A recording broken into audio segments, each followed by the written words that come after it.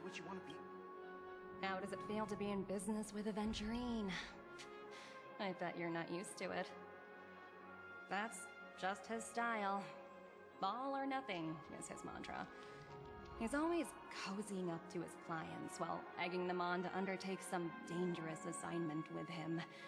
But everyone has their merits, so I won't comment further. But Aventurine's luck has always been good. He's always closed all his cases without a hitch, and basically never lost a gamble. Which is why, on the issue of retaking Penacony, I'm watching with keen interest.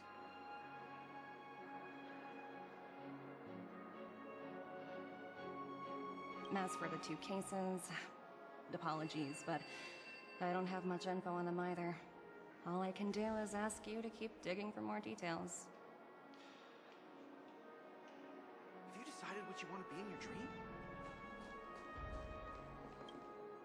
We're carrying out our captain's orders. What do you want?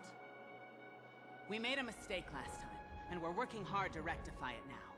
We don't have time for anything else. Surveilling the IPC executive Topaz, ensuring that she stays put at the Reverie Hotel during her time on Penacony. We've got the right one this time. So that's it. They were the pair who were after Firefly at the time.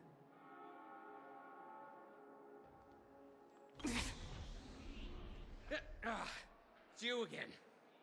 Back for more trouble? We're not afraid of you this time. Well, spit it out. Stop bothering us if you've nothing important. So you know each other. Why do you keep running into people you've beaten up before? That's right. We're investigating a murder for the family. May we access the hotel's dream pool entry records? Well... Hey! The security officer instructed everyone to shut their traps before he returned from Dream's Edge. What murder? You'd better stop spouting nonsense. Yeah, that's right. We have nothing to report. Please leave. Looks like they're not going to cooperate. But they did at least tell us that the captain is at Dream's Edge. Why don't we just look for the security officer then? It's probably Gallagher, the one she mentioned, right?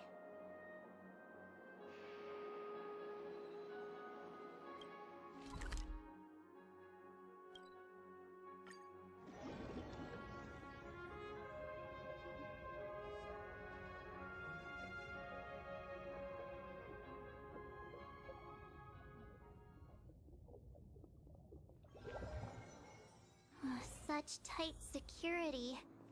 I bet they're stumped by the case as well.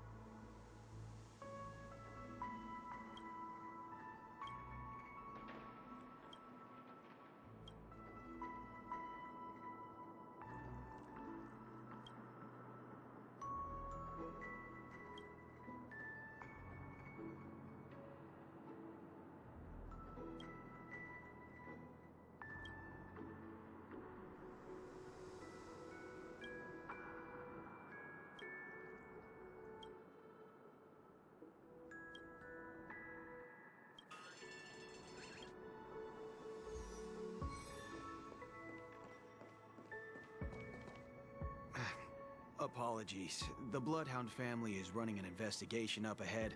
No unauthorized personnel allowed. Hold on a minute. I think I've seen you before. The gray-haired one. How much trouble have you stirred up exactly on Penacony? Not possible.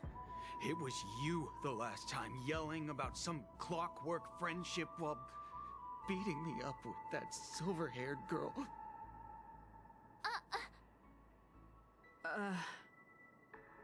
I'm not letting you get by this time. Please leave, or I'll have to get on my knees and beg you. Huh? What kind of heinous crime have you committed now? Hold on, sir. We have documents authorized by the family that would aid your investigation. If it wouldn't trouble you, could we see this, Mr. Gallagher? Who exactly is this Gallagher you keep talking about? There've been a few people mentioning this name. Even the one with the gray hair. He didn't send you all here? It was the security officer who dispatched us. That's all I can divulge. He'll do. He's the one we've been looking for. Sorry, no can do. The boss said that since it's a matter of the family's reputation, no one's allowed through. Everyone, please leave. There's really no need for us to make things difficult for each other, right? We're really sorry for troubling you. Let's think of another way. Another way. That's it! Didn't they say something about that... what was it? Clockwork? That got this guy to change his mind? Can you perform it again? That... clocky magic. Please?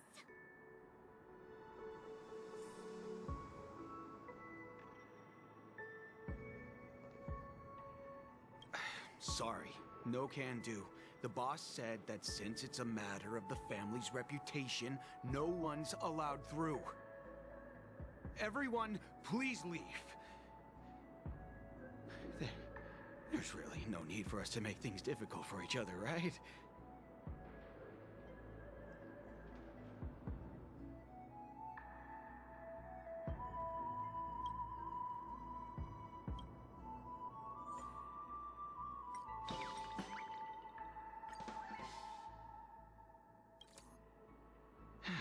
Let me see what time it is now. Whoa, it's this time already. What? Time to clock out. And no one's gonna stop me.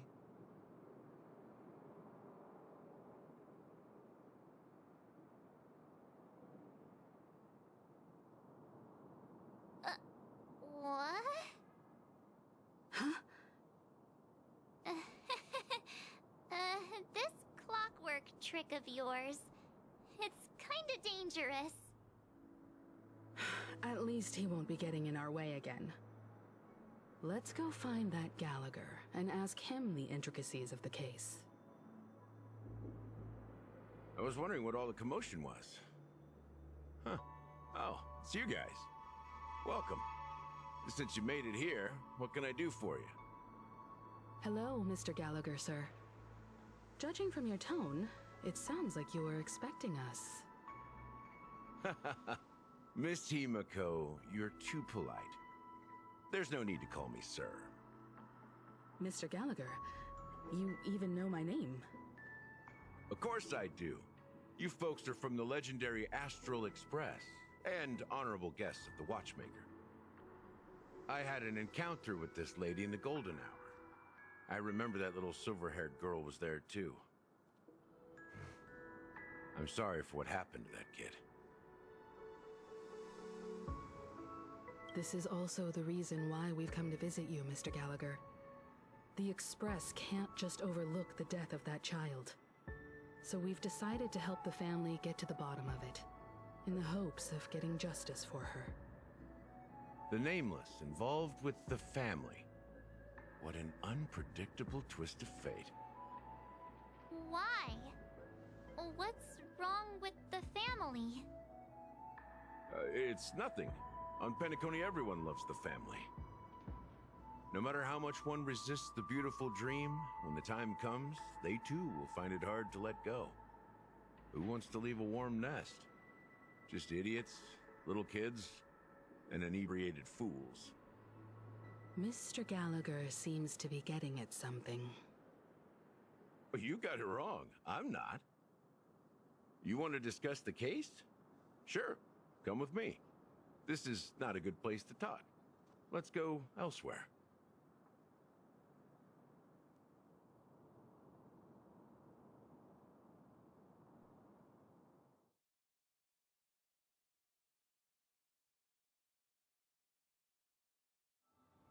Even after that chilling tragedy, this dream is still running effortlessly. Other than the family of the Harmony, it's hard to imagine any other power in the universe that could sustain a building of such magnitude. The family itself is a huge, perfect building. Like a living idol. Each member of the family sees themselves as a piece of the divine puzzle, revolving around a singular core and a shared ideal. Under their command, they loyally fulfill their roles, offering themselves while also receiving sustenance in return. Interesting analogy. Perhaps that's why Penacony's beautiful dream has persisted for so long. But the human body has its limits, and so does the divine's. That doesn't sound like the kind of comment a Galaxy Ranger would make. Just pointing out the facts. Mr. Yang will definitely have a better sense of what's going on than I do. Why do you say that, Miss Acheron? The beautiful dream is crumbling. But not because of a particular eon, a particular faction, or a particular visitor. Its collapse stems from a certain inevitability of human nature. The family refuses to acknowledge this, and it has ultimately backfired and become a catalyst. As people immerse their souls in the dreamscape, where consequences and pain cease to exist, and only ease and pleasure prevail, they draw closer and closer to necrosis. Regardless of the perceived bliss, death looms as the inevitable conclusion. Also, this necrosis will diffuse and spread. One piece of the puzzle's mutation will eventually cause the entire building to shake, break, and crumble. In the end, the dreams that people built in the name of freedom became the cage that imprisoned them. I'm sure you've gained a lot from this trip, Miss Acheron. Are you willing to share your findings with me? Of course. That's if I remember.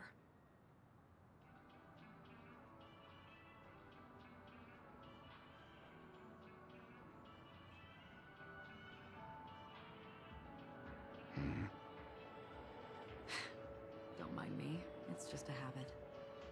Owing to events in the past, I've become easily forgetful. It's only when this sword is unsheathed that those hazy memories start to become clearer. Take your time. That should do it. I vividly remember everything that occurred on Penacony. Ask away.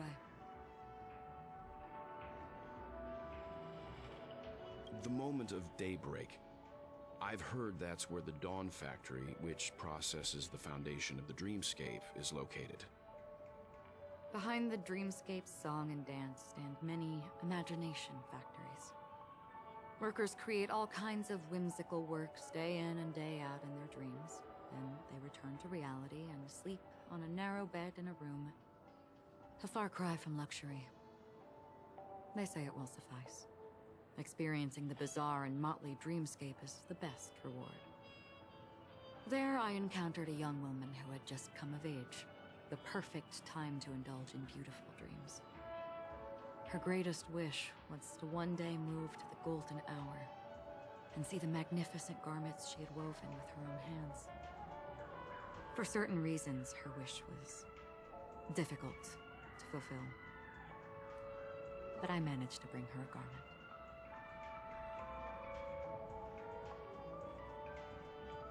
Gilded Hour.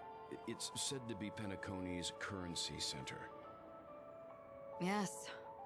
It is a fortress-like financial city, the economic heart of the dreamscape. The Pepeshi people of the Alfalfa family are there to keep it running, sending blood that is made from money everywhere on Penacony. Everyone there is exquisitely dressed and always in a hurry. The greatest wish of the local Pepeshi people is for their future generations to work in the Gilded Hour. I've never met anyone who was willing to talk. I could only stand at the crossroads, watching crowds of people hurrying like the wind through the jungle of steel, only to deposit the alfalfa credits that they'd earned into the bank's vault. I don't know if they would open the vault door, but before I left, I witnessed a well-dressed Pepeshi person plummet from the sky, while those around him continued on their way, unfazed. I hear the Blue Hour is very romantic. Do you have any tales to share? Perhaps Mr. Yang has heard. There is a large boat called the Eventide, anchored along the Sea of Dreams, where soft music and dancing persist endlessly every night. I ran into a wizened lady there. She was at the dock, waiting for her long-departed lover to return, waiting for countless hours within time that stood still. In the humid sea breeze, she spoke of her own youth. Like many who desired wealth and love, they came to Penacony to pursue their dreams. Alas, her lover's consciousness was lost in the dark depths of the Sea of Dreams. Finally, she suggested we continue our conversation on a boat in the shallows. I agreed and boarded the boat with her. But she never said anything. Her eyes absent-mindedly gazing at the horizon for what seemed like forever. Finally, we retreated to the beach.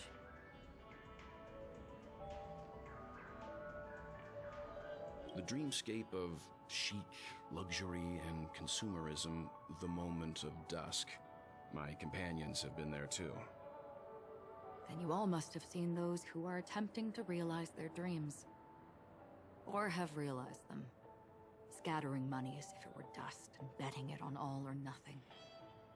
Everything has a price, and everything can be bought or sold. Even dreams themselves. I saw an Intellitron there, who was preparing to auction himself. When someone wins a bid, under stipulated periods and rules, he would do the buyer's every bidding, becoming that person's very possession. That Intellitron had been auctioned off a dozen times, and I participated in his 13th. That was the grandest banquet I had ever attended. But never again did anyone cast another glance at him. This time around, there were no successful bids for him.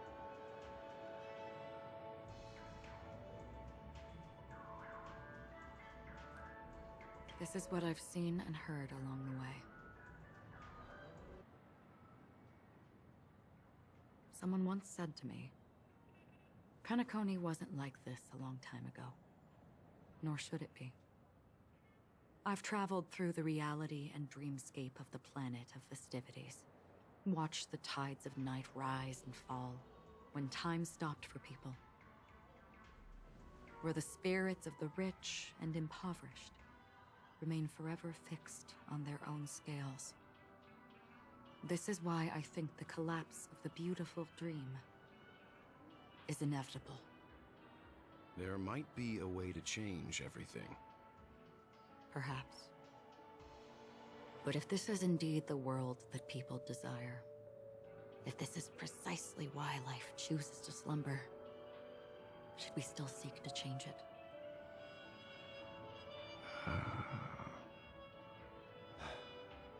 Miss Acheron, now it's my turn to share a story with you. There was a man from my homeland who, at a time when the world was grappling with deep, unhealable pain, made a choice.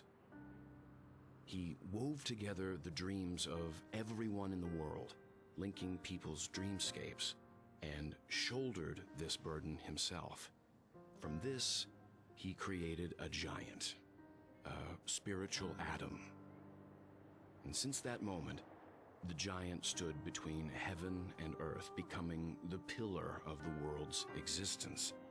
As a price, those who found it hard to move forward, who could not advance forever lost their future.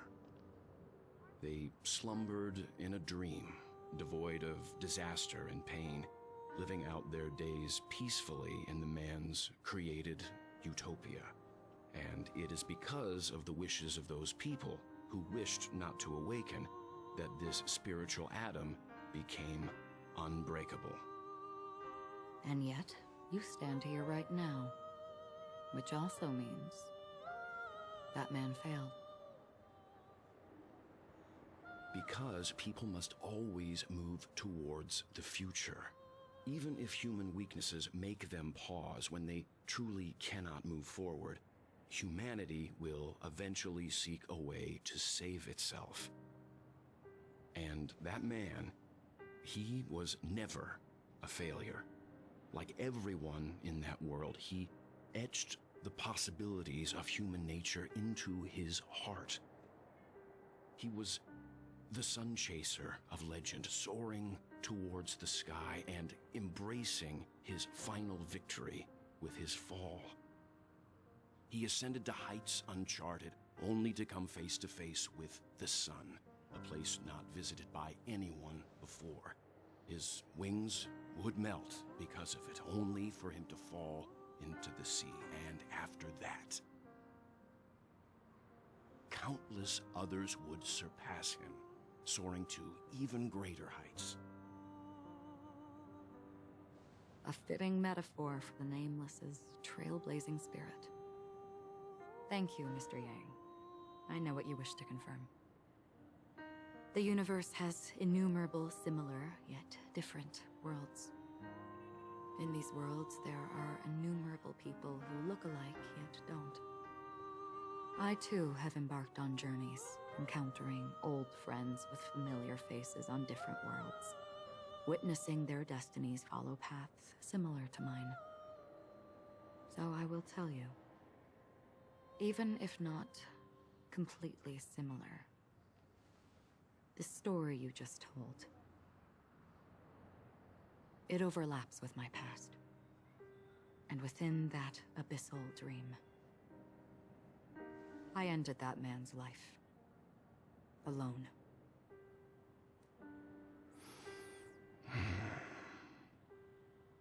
I am not who you think I am, nor will my home be as fortunate as your world. I am sorry. It's fine. I don't mind, so long as I can alleviate your suspicions. There's something I still wish to know, Miss Acheron. Under that representation of the hunt, exactly what sort of power is it that has motivated your solitary journey thus far? Mr. Yang, before answering that question, I wish to continue the previous topic. I like your analogy very much. Indeed, birds are born to fly. But in a distant past, their ancestors could only gaze at the sky in envy. They saw that faraway ray of light from above the heavens, piercing through the clouds and blanketing the earth. And so, time and time again, generation after generation, the birds spread their wings and took to the sky, attempting to touch its ceiling, all because the sun was there. Then, what if the last bird finally soars into the sky, only to realize that the end of the light is not the sun, but darkness? Then why, exactly, do we even walk towards the light?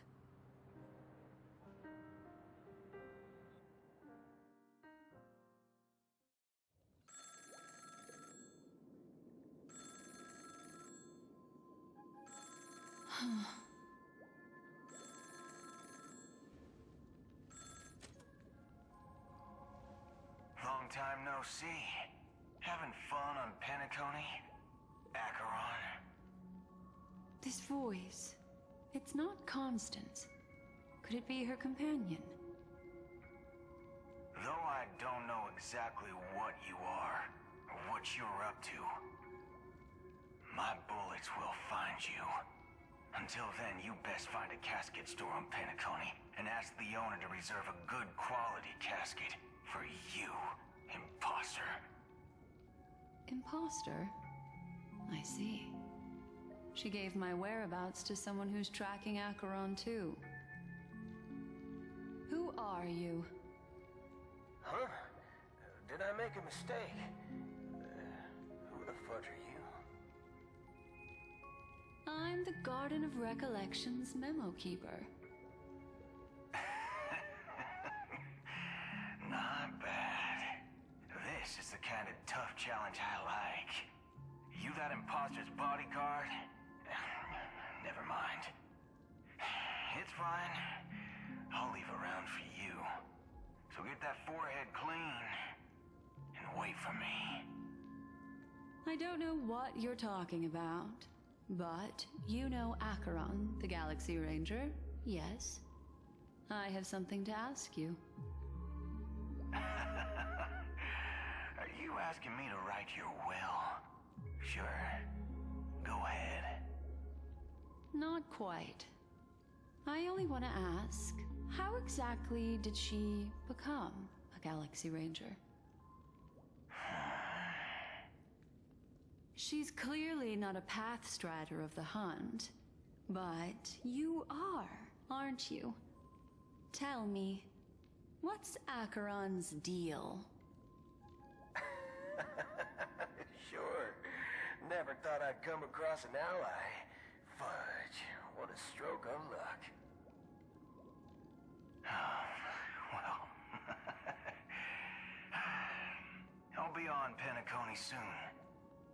Memo Keeper, go buy a bottle of his Donna's White Oak and warm it up, and I'll raise a glass to you. That lady's passed. Well, nobody knows. But if all you want is a simple answer, sure, you best get a chair and take a seat. That woman, named Acheron, is an emanator who should not exist.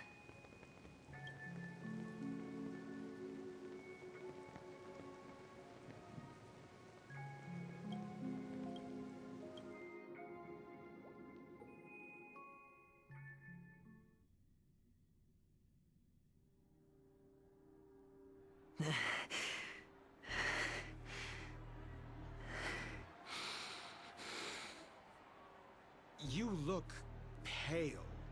Or is that also part of your act? I didn't think you'd have the nerve to show yourself. I thought this was exactly what you wanted. After all, I faithfully fulfilled my duties as you instructed. Just tell me if you can't hold on any longer. So, the genius of the Council of Mundanites wants to be my Undertaker now. My, what an honor. Yes, and I'm pretty sure the people at the Strategic Investment Department would love to be notified of your death in due time. But let's not forget, you won't be seeing them, because I'm the manager of this task. Great. Then tell your people that Aventurine is ready to go in 17 system hours. Oh, you've got a lot of nerve. How exactly do you plan on completing your task while your hands are tied by the Harmony? Well, my conversation with Sunday convinced me that there's a traitor in the family, and that they hold the secrets of Penacony. So, I took the opportunity to set everything in motion. I even managed to recover the gift money. Things haven't gone this smoothly since I walked through the doors of the Reverie. Now I'm only one step away from victory.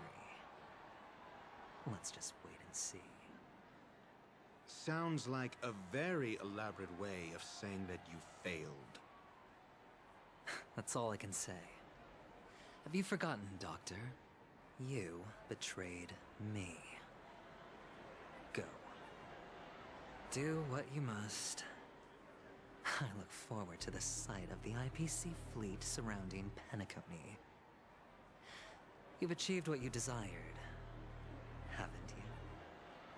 That's true, but what's your plan? Did you conceal an orbital support beacon in that gift money bag? Well, who knows? Maybe that's why I'm handing out cash even when I'm about to bite the dust.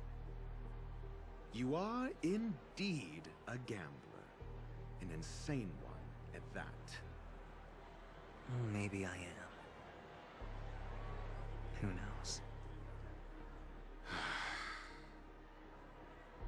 Fine. Here, take this.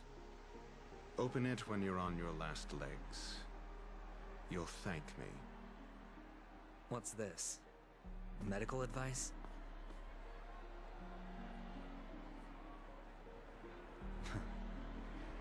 You catch on pretty fast, Doctor.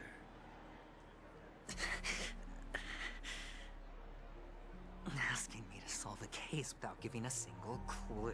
How typical of you, wing-headed scoundrel.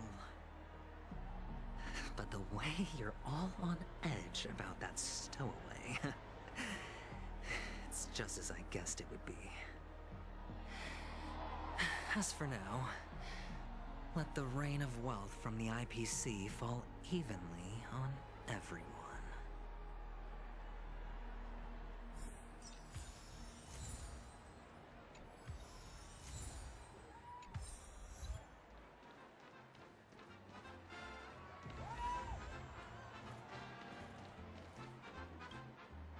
Would you be willing to support my performance?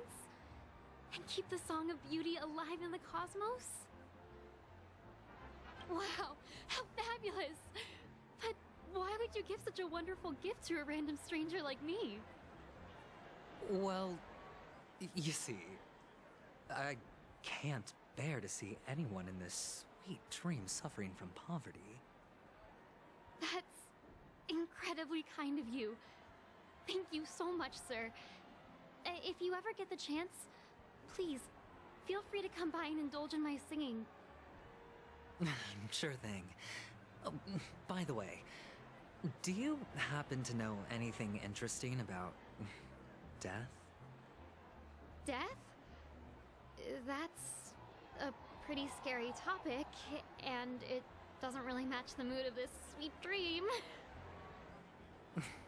Oh, you see, I'm a tabloid reporter collecting ghost stories in Penacony. As you know, the more chilling the stories, the more attention they get. Maybe you could help me out. Well, if you're up for some gossip, it's not about death, but there have been some rumors about a guest at the reality hotel who fell into a deep sleep and didn't wake up. It was like they were in some sort of coma. Nobody knows what caused it, but luckily the customer eventually regained consciousness. Well, all customers are under the protection of the family, after all. Thank you. This will make for a very juicy headline. May Shibe protect us. Unexplained coma. That's actually what happens to your body if your brain dies in a dream. But unfortunately, the customer ended up waking up in the end.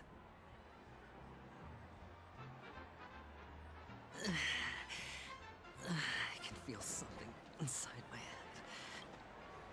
head. The world has truly lost its way.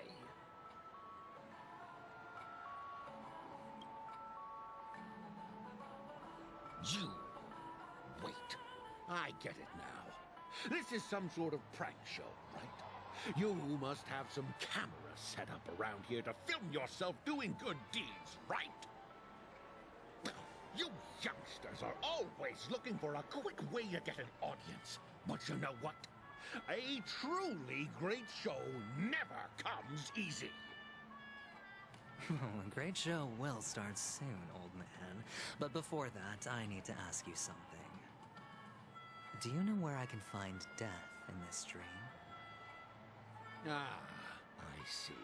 Another fearless youngster looking for death, huh? Well, let me give you a piece of advice. Don't think you're the first one who's ever thought of that idea. Death? Not even remotely innovative. I bought it from Dr. Edward. He claimed it was some exclusive fancy schmancy stuff. Now, but what a disappointment.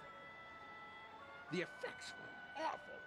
First, some monster covered in eyes stabs you in the gut. And then all you see are blurry glimpses of buildings and lights. Oh, the sky was spinning so fast it almost made me puke. Is that all? Yeah, what else can you expect? Don't put too much stock in the Penacony movie industry.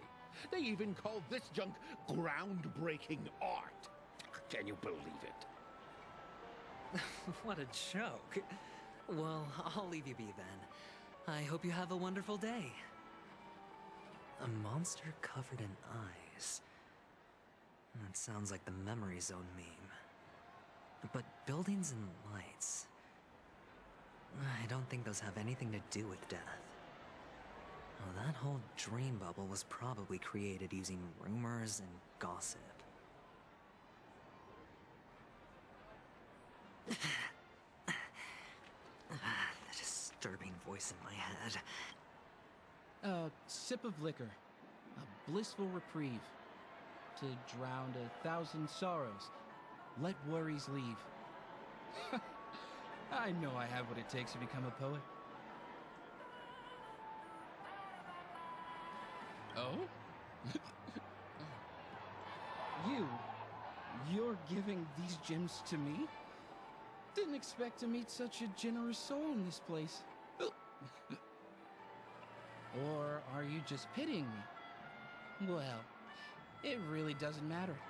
As long as I have Soul Glad, that's enough. This is just a dream after all. You really shouldn't drink so much Soul Glad, my friend. It's not good for your health. Oh? Maybe I really should quit. But not before meeting the Devil of Soul Glad. The Devil of Soul Glad? Care to elaborate? Yeah. It's a seahorse with a long neck. They say it loves to appear to drunk people, especially the ones who are passed out on the side of the road. How funny. Yeah. Very funny indeed. Thank you.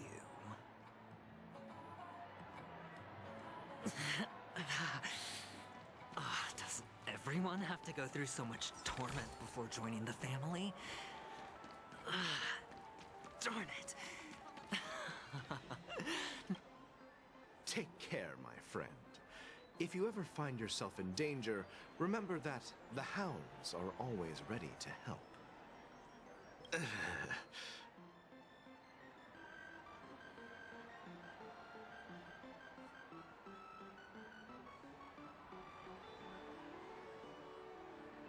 You don't look good, my friend. If you need assistance, I can contact the hotel and have them wake you up forcefully.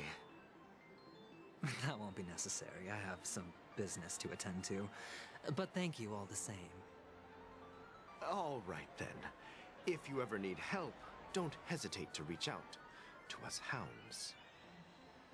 Well, actually, I do need a favor. As the most outstanding hound in Penacony, have you come across any stowaways recently? Stowaways? How could there be stowaways in Penacony? We've never had anything like that before. All right. Good luck with your work, then. What was I even thinking? Family would never share intel with the IPC.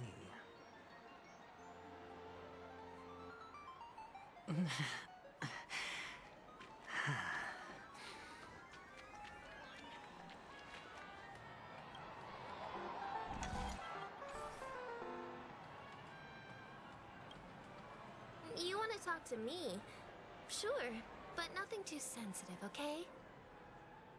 Huh. Wealthy people have fancy ways to enjoy this dream.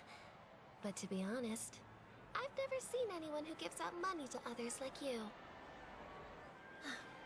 So, are you trying to be the prince from the tale, handing out his gold leaf garment and melting his lead heart in the fire? I'm flattered. I'm no prince, and I just thought these gems would help you speak. So, as an investigative reporter, maybe you've heard something about death? Ah, another curious soul. I see. Well, that was actually the topic I was most into when I entered the industry. But my boss shut it down. How did your boss talk you out of it? Well, she simply said, covering baseless urban legends like that would make us look like some third-rate tabloid. I thought about it, and she had a point.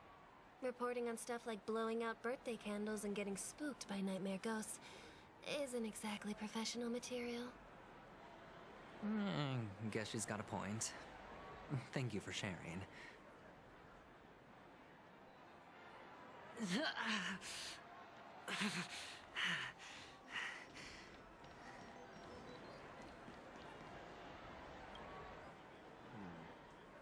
Were you wanting to talk to me? Sorry, I thought you were checking out something behind me. Is this a gift? For me? Are you sure this isn't some kind of mistake? Yes, it's for you. Just take it. Is this for real? Someone is actually giving me a gift. Not for my parents, but for me. Thank you. Thank you so much. No, it's not much. I just want to ask you something. I knew it. What's on your mind? Are you trying to ask about my father or my mother? Neither. I just wanted to know if you've ever heard about death in the dreamscape. Oh, you sound just like my father. Always warning me about danger, even in dreams. He's an Intellitron, so his dream entry methods are different from us organics. Can't count on him to protect me if something does go haywire. Funny, right now I'm still under his protection. How ironic. Hey, stay positive. Gold will always shine one day, right? The Devil of Soulglad, dangers in the dream, and nightmare ghosts. Well, surely death is a popular topic in this sweet dream granted by the family.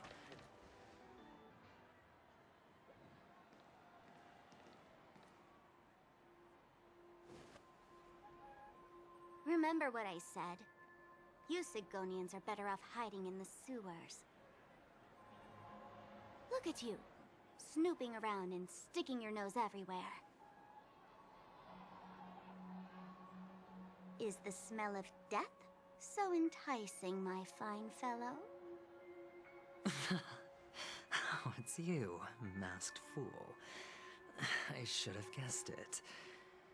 You're the imposter who appeared on TV after Robin's death, right? I heard you got caught by the family. I gave you a clear clue. Befriend a mute. Simple and straightforward, you know? And what did you do? You messed it up and ended up as their prisoner. I told you to make friends with a mute, not become one yourself.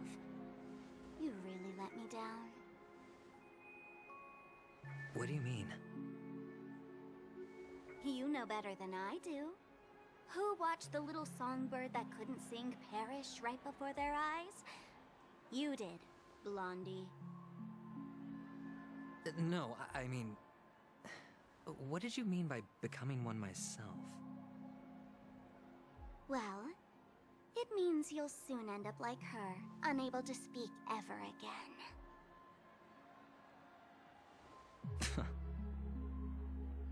But it's a good thing if you ask me, because... Because I'm getting closer to the truth, right? Oh?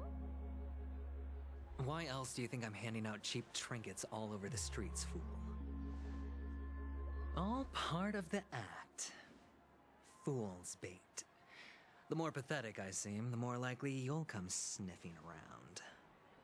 So, now that I've drawn you out, will you reward me with an answer for my efforts? Why should I help you? Don't you want to see Penacony descend into... chaos? Well, I can make that happen. I just need an answer to one question. Back then, when you asked me to find a mute, did you really mean Robin?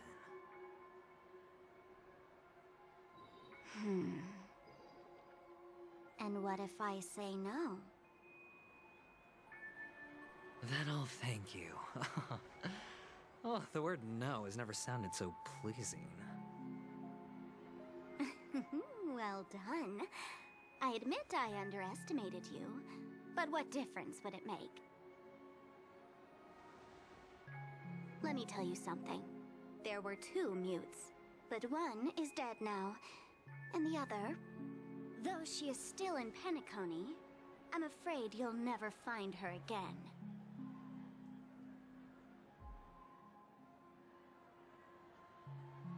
Now I'm completely sure that I was on the right track from the beginning and never strayed, fool. Right now, there are only 2 things missing from my grasp. The meaning behind the truth, and the means to expose it. How impressive. That's quite a fancy way of saying I haven't learned anything so far. Not exactly. I've gathered enough clues to prove its existence, and that's enough for me. As for the answers to my questions, I'll find them within 16 system hours. Oh, really? Only 16 system hours? Well, let me lend you a hand. Here you go. This is my precious, mutually assured destruction button, and I have one just like it. When either of us presses it, the other and the whole of Penacony will go up in smoke. If you're really so desperate for the IPC to take over Penacony, blowing up the chessboard isn't a bad idea. Start from scratch. That's where the IPC excels, right?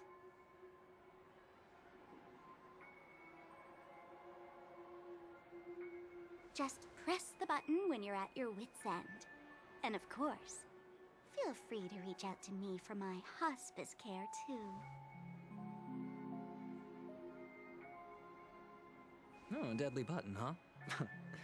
Well, I guess the family didn't take your threat seriously at all. Otherwise, how on earth did you manage to bring it in here? I have my own ways. That's all you need to know. Well, I'm afraid I'll have to decline your offer. Who knows if your little gadget will actually work. By the way, I have no plans to search for the other mute friend you speak of, but it's good to hear that he's still here in Penacony. I'll handle the rest myself. I'll orchestrate a grand finale for the downfall of the family. And at the climax, the walls will crumble, people will wake up, and those who couldn't speak will find their voices again. When that time comes, go ahead, press the button, light up the sky with a magnificent fireworks display for me. Catch you later, fool. You're still talking big, but sure, if that happens, I'll stay true to my word. Just don't let me down now, okay?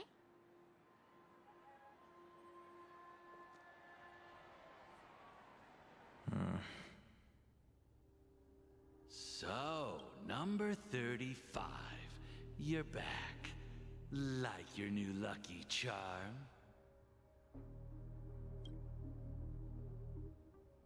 Can a commodity code really be considered a lucky charm? Silence! I didn't give you permission to speak, you Sigonian hound.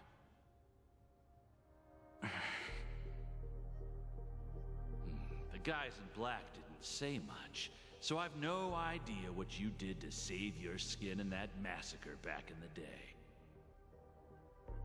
But I figured you must have had good luck, so I bought you. From now on, you and your good luck are my assets. Are we clear? Your first task is simple. In addition to you, I've purchased 34 other slaves. Go, play a game with them. If you come out alive after 2 days, it proves that you're the real deal. You're insane. Testing out if you're a good product. Aren't you worried that the money you spent on me will go to waste? I've got stacks on stacks, Blondie. The slave market is never short of self-righteous brats like you. But you look good, and that's why many customers are betting their fortunes on a scrawny brat like you. So go along now and don't let your master down.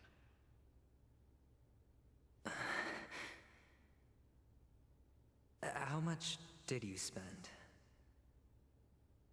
What? My price. How much did you pay for me? Huh. You really want to know? Well, it was 60 tanba. No more, no less. I'll take my chances. 30 tanba.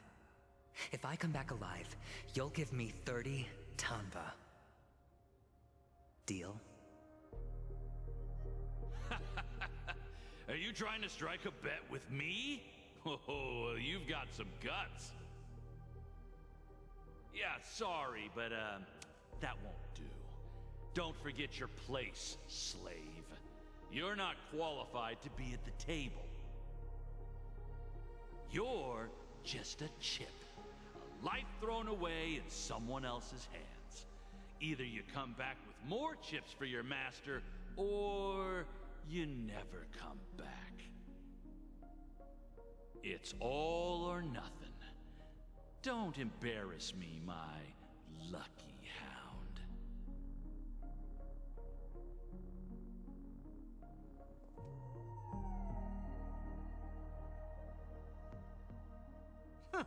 What brings you here, Gallagher? Some friends from the old days. Do you have a moment to spare, Siobhan? Oh, I have the whole day to spare. Ladies and gentlemen, welcome to Dream Jolt Hostelry. This bar offers a wide variety of drinks, but we draw the line at Soul Glad. Why settle for ordinary when you can experience extraordinary? We're dedicated to serving up nothing but pure joy and laughter. What would you like to drink? I'll whip it up for you. Oh, look! A lady as cool as Serval! Who's Serval? Will you, introduce me to her? Huh? Oops. She's heard us. Just spare them, my esteemed bartender. I'll take over the bar today. I'm getting up there in age, and I need some practice before I forget the skills that used to put food on my table. Where did you stash the ingredients? They're all under the counter. Since our guests have traveled from afar, shouldn't you whip up some special drinks? That's exactly what I had in mind. Hey, my friends, do me a favor. Go around the bar and bring me any ingredients you fancy. The discussion might take quite some time. So I'll prepare some customized, non-alcoholic drinks for you. In the bar? But aren't all the ingredients right there on the counter? Why, we're in a dream, my lovely lady. You can help yourself to anything if you wish for it. Comfort, hunger, confusion, or even boredom. It's all within reach, right at your fingertips. Oh, did you hear that? She just called me my lovely lady. Even in reality, mixing drinks is more than just throwing ingredients together. A bartender needs to capture the bar's atmosphere, master technique, and spin a tale of mystery and anticipation. Only then can a perfect drink crafted with a customer's life story be created. In other words, what you get from your drink is down to luck. So don't overthink it. Indecisiveness has no place when it comes to enjoyment.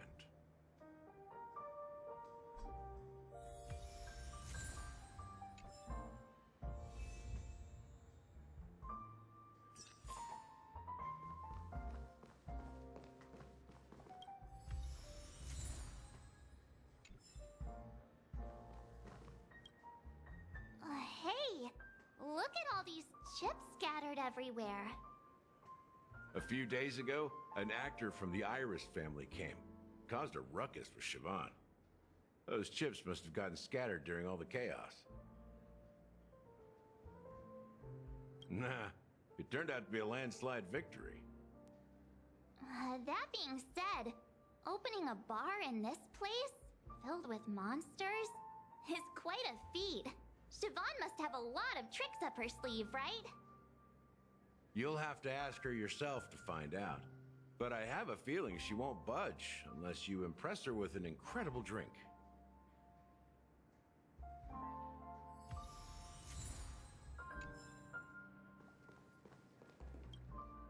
It's Soul Glad!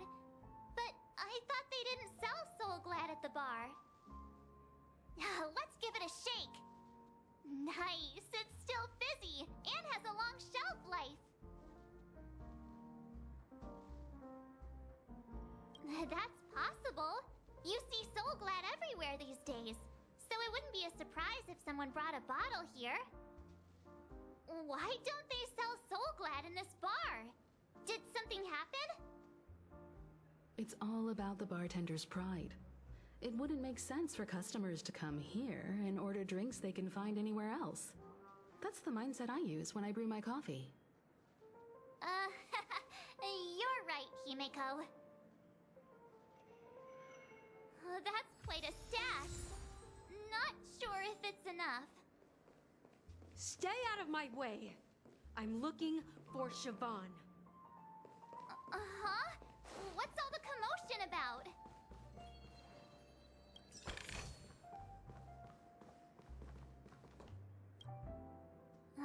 Can this be used for mixing drinks? Oh, and there's a note underneath. Exchange with your precious things. Oh, what should we exchange for it? And who should we give our stuff to?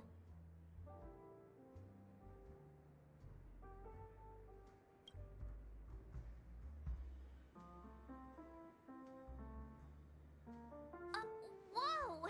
The words on the note are changing. Happiness belongs to the noble. Does this mean we can take it? Doing good deeds does pay off. Thank you.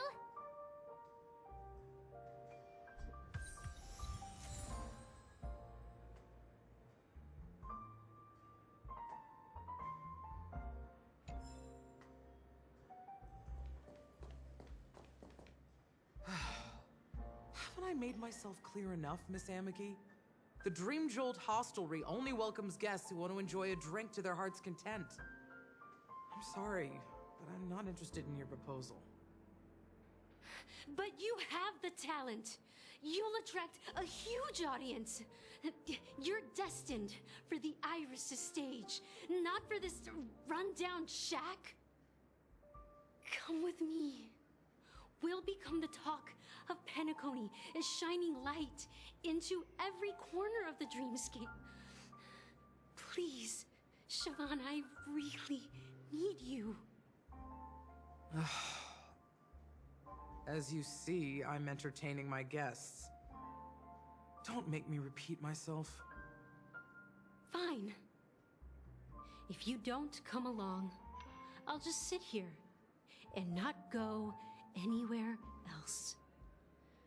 Give me a sparkling drink. Sweet. With extra ice.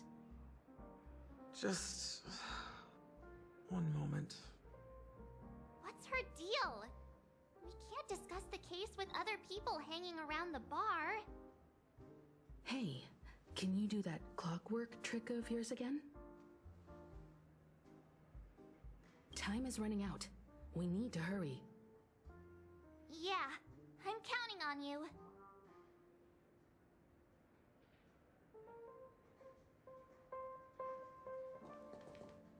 You're one of Siobhan's guests, right? What can I do for you? If you're here to convince me to leave, please stop it. I'll never leave until she accepts my proposal. I just don't get why she won't leave this place. This rundown shack with no customers whatsoever.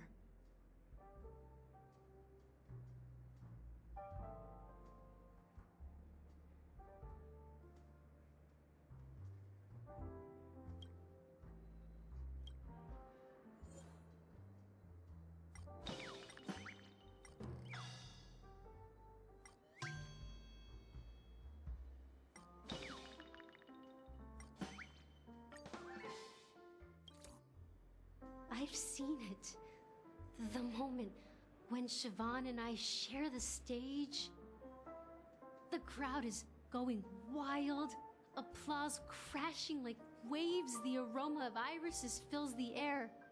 A beautiful melody playing, ribbons dancing around us, and the taste is sweeter than honey. I've seen that scene countless times in my dreams, and every time it mesmerizes me. That's why I have to bring her back to that world, no matter what it takes. Want to raise a glass, my attentive listener? Let's consider it a toast to my far-fetched dream.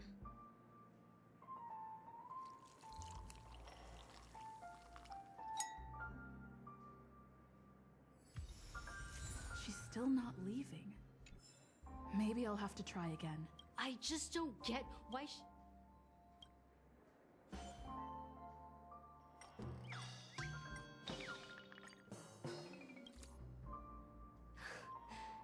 It's ridiculous, right?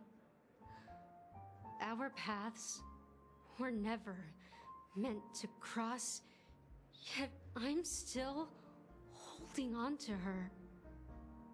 I'm too timid and shy, longing to shine but afraid of stepping into the spotlight.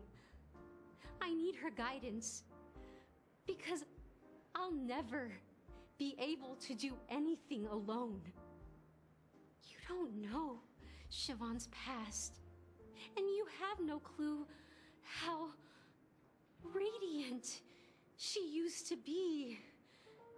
Even among the talented Iris family, her skill was unmatched. I know she probably thinks I'm just trying to ride her fame to get ahead. But all I want is for her to reclaim her place.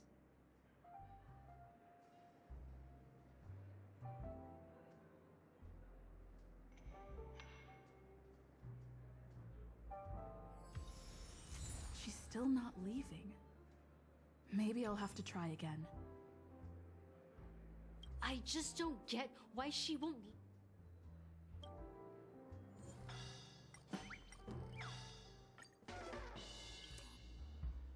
Those darn Iris jerks! They're the ones who forced Siobhan into hiding here, running this pesky bar. It's all their dirty scheming. I get it now. She's not leaving because she doesn't want to run into them again. I can help clear the way for her. I can do her a favor. I'll go back and write a letter to the Dream Master exposing the crimes committed by the Iris family. Siobhan will definitely appreciate it. Well, talking to you has got me feeling a bit down. My thoughts are swirling, making my mind clear, and bringing tears to my eyes. Maybe I should find a place to reflect on what Siobhan truly means to me. Here's the payment for the drinks. Please, pass it on to her. I'm leaving now. Amaki has left? That's good for her. Radiant dreams may be enticing, but they're nothing more than dreams. Her drink is on the house. Please keep the money. When you're ready, go to Gallagher. I can tell he's itching to show off his skills.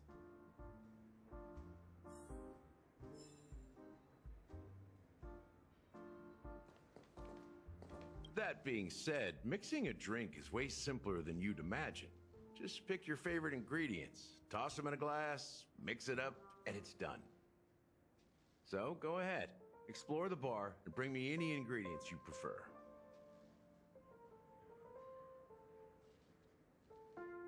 Nice work. Let me take a look.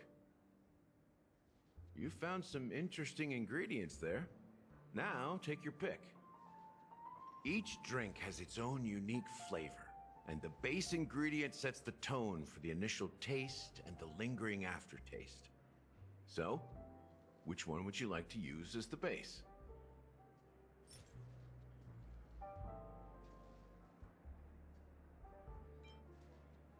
The original formula is said to be Nunu's favorite drink. It's sour and bitter, and the bubbles burst in your throat like swallowing rusty chains, evoking thoughts of dungeons and prisons. Now that you've chosen the base, it's time to pick the adjunct, the ingredient that'll create a marvelous chemical reaction with the base. It should give an unforgettable taste without overpowering the main tone. So, what's your choice for the adjunct?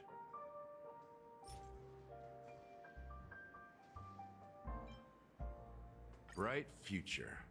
A taste that's been a long time coming. I'll never forget the flavor that danced on my tongue as Mikhail whisked me through the dreamscape wilderness.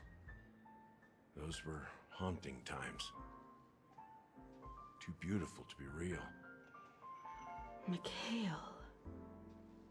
Almost there. Let's pick a decoration. Which style do you prefer? Anything you need, I've got it.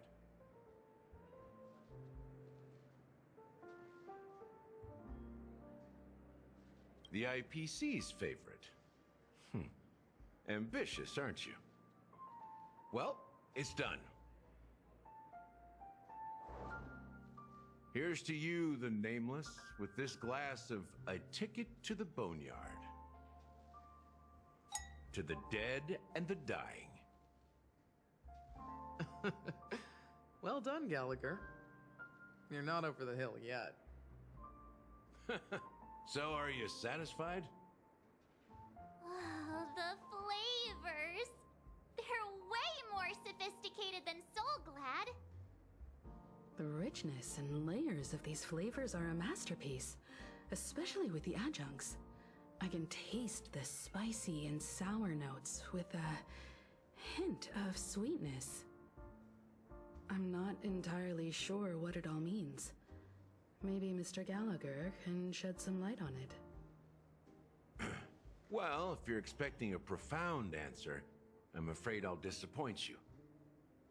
The imagery it implies is pretty straightforward. It's just a glimpse of what this dream truly tastes like. Nothing more. Does this true taste have anything to do with that Mikhail?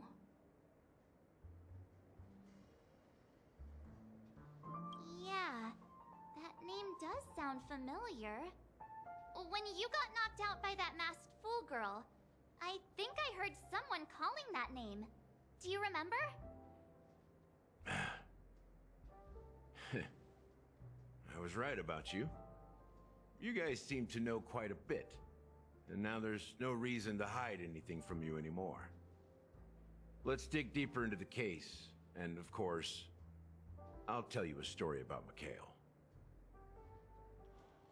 All right, let's start with what we know based on the clues the family has. It seems that Firefly isn't a local or an invited guest. In other words, she's a stowaway. She managed to fool me at first. My age must be getting the best of me. But here on the planet of festivities, stowaways are a common sight. You're bound to run into one sooner or later. After the incident, the hounds wasted no time searching for that girl in both the dreamscape and reality. But here's the thing. We only received bad news, and the trickiest kind at that. She simply vanished, leaving no trace in the dreamscape or reality, as if she had never come to Penacony at all. Huh? Does that mean...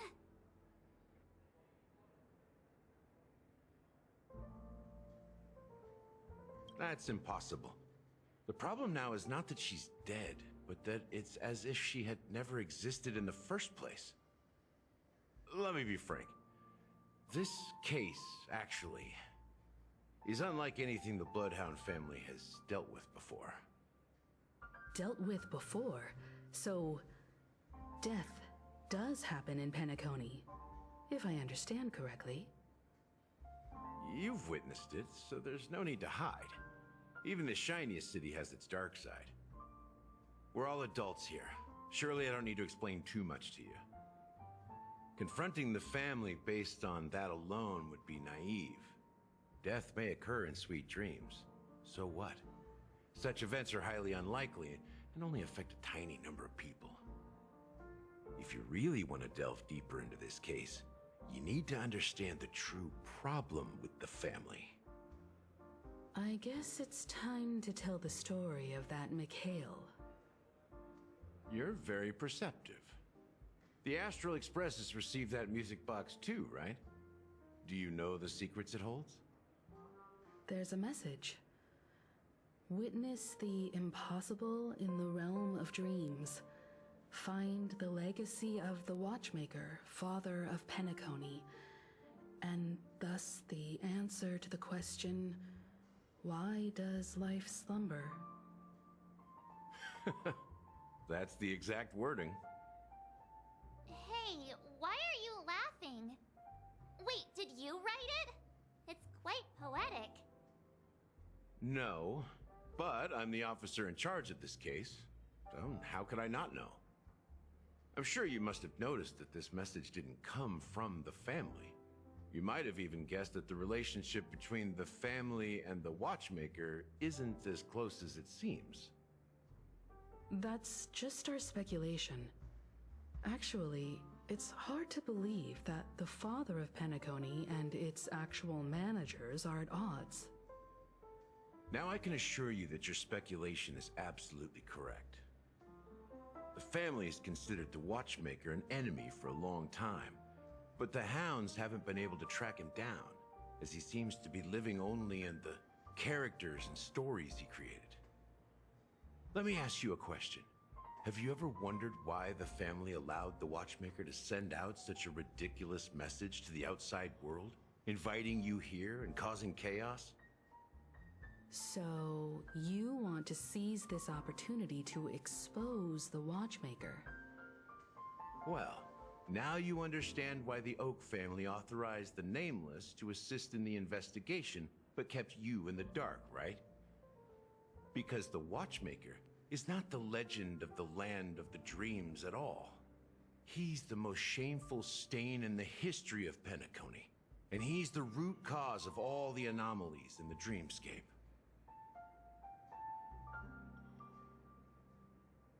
You don't get it? Well, I mean, Mikhail, the betrayer of the family, he's the watchmaker.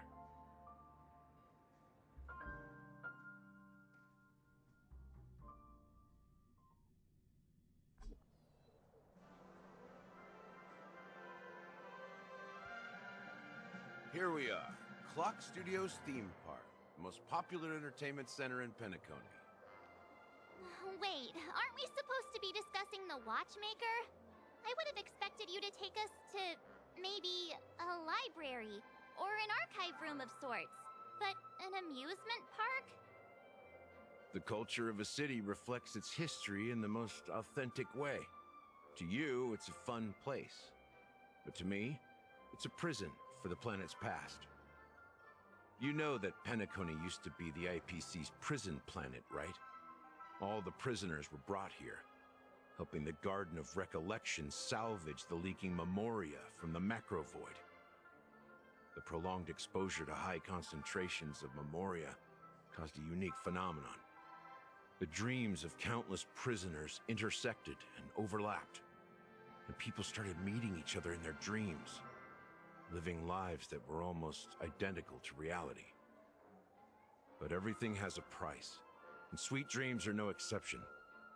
In the end, the dream world was unable to alleviate the suffering of prisoners in reality. One of the prisoners broke free from the IPC shackles and fought for freedom. He is Hanu, the great leader of Dreamville, the great peacemaker, and the faithful companion of the underdogs. History is always written by the winners. However, it's undeniable that Clocky is an animation that draws from Penacony's actual history. These characters not only exist in Dreamville, but also in the distant past. Once you realize this, you'll understand why we're here. There are so many members of the Bloodhound family.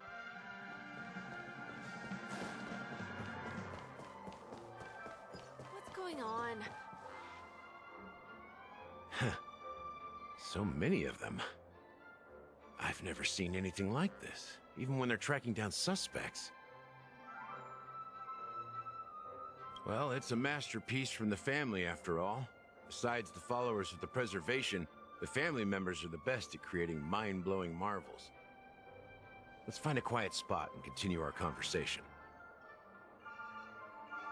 The view here is great, right? We can see everything from here, including Clocky. If all the characters in the animation are based on characters in reality, then Clocky's counterpart is definitely the Watchmaker. In the animation, he's Hanu's partner and one of the founders of Dreamville. Does that mean the Watchmaker was personally involved in that war and sided with Asdana? It was a monumental war for freedom. Hanunu fought alongside a motley crew of masked fools, nameless, history fictionologists, mourning actors, omen vanguards, even visitors from beyond the sky. In the end, they emerged victorious. Among them was the person who would eventually be known as the Watchmaker. But if you do the math, doesn't that mean the Watchmaker was around for several centuries? I'm not sure, but Mikhail was already the Watchmaker when I met him, so maybe he inherited the title. How old are you now, Mr. Officer? I'm 13. No way. Not even close. Hanunu freed the frontier prison, but peace still eluded him. With limited resources, threats from the outside world, and internal conflicts between major prison districts, the future of Asdana was uncertain. It It wasn't until the Watchmaker approached the family with the idea of turning the prison into the planet of festivities that Penacony finally gained its name and glory. Thus, he became known as the Father of Penacony. But didn't you say the Watchmaker betrayed the family? And you said you were his companion, so that means you... No. I'm not his companion, but rather one of his many children. But I am indeed a traitor. Not to the family, but to Mikhail. What did you do? I did nothing. And that's the worst betrayal of all. Just like you, I had close companions. We dedicated ourselves to Penacony. But the Oak family, they set us up. Mikhail was too old to protect his children anymore. So we left the family to find our own path. We were branded traitors of the Harmony, even though the true traitors were someone else. While they continue to praise the Watchmaker's name in the world, behind closed doors, they condemn him on a pillar of shame. Nevertheless, we wanted to clear his name. We intended to find the real traitor, the one responsible for all this, and restore harmony to Penacony. But we failed. Too much time had passed, and the land of the dreams had become deeply corrupted. After countless fruitless pursuits, I gave up. Like a lost dog. The family accepted me and made me an officer, supposedly as a form of forgiveness. But it was actually a punishment. Since then, I've been completely cut off from my partners and my past. As for Mikhail, I heard he died in obscurity, in a place where no one could find him. That's when I realized that the Penacony I once knew would never return. We're truly sorry for what happened. But this is not the end of the story, right? Apparently, someone has inherited the title of the Watchmaker and has been secretly working against the family all this time.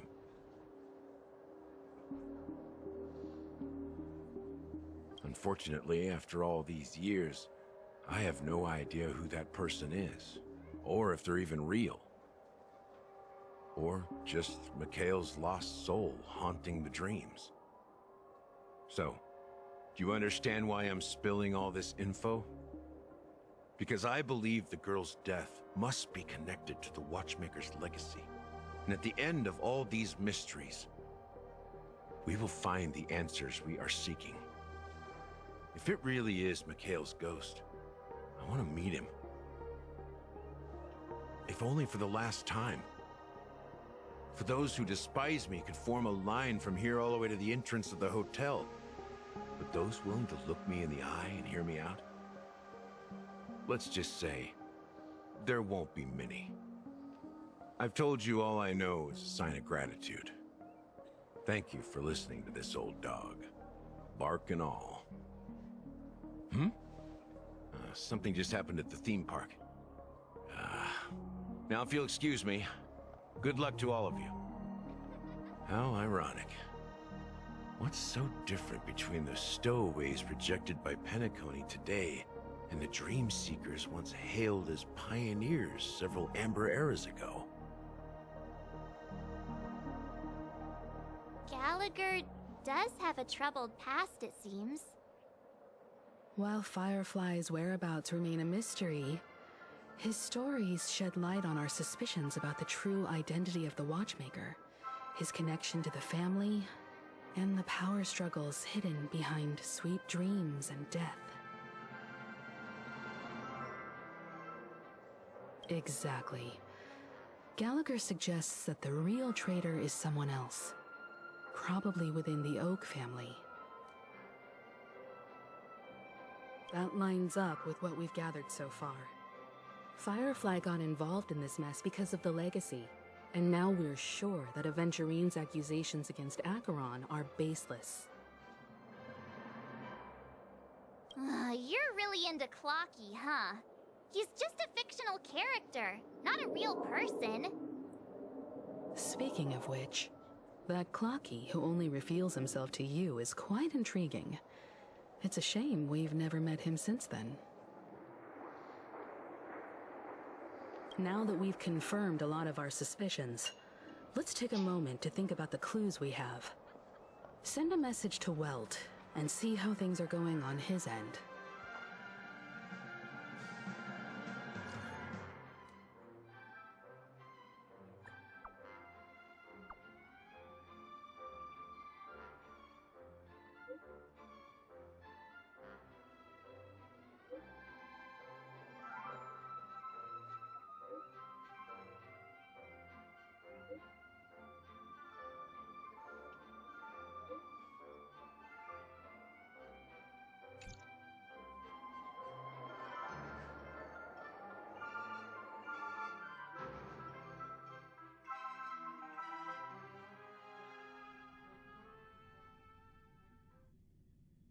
Are your companions worried about you?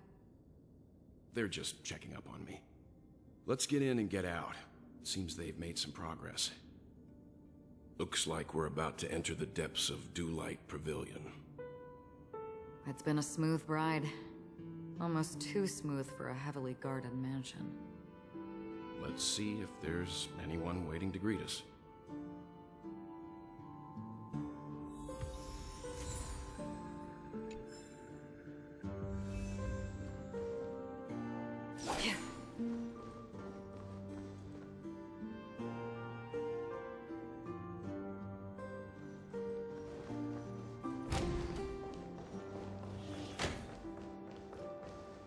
Something feels off.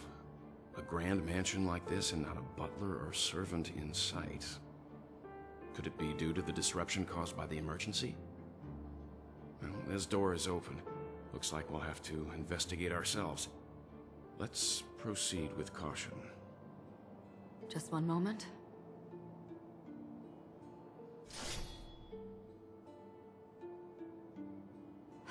Light.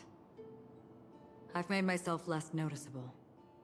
The crew can explain their presence as authorized by the family, but I can't come up with any excuses for being here. I see.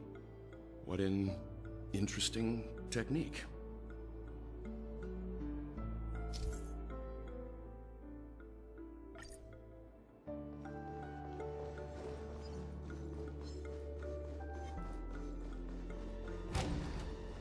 The model in the sand pit.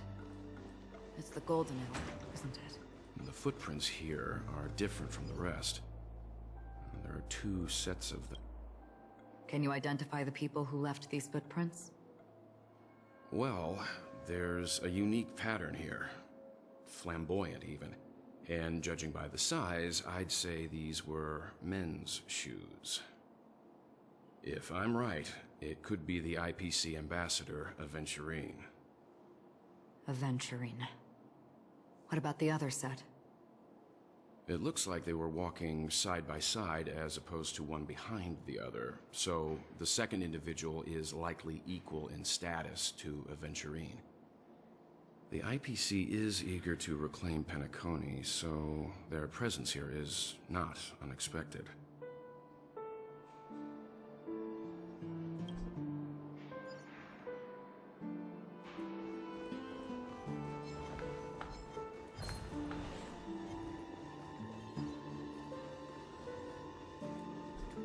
Well, there aren't any people in this mansion. They've set up quite a few mimetic guards to patrol this place.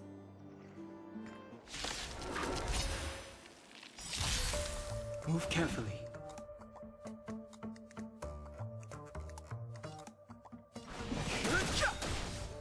Free will, or was it fate? Destined for oblivion. Tough luck running into me! How familiar.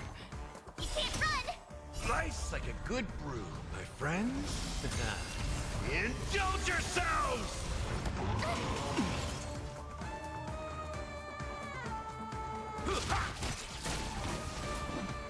truth of life and death. The sanctuary is but a vision.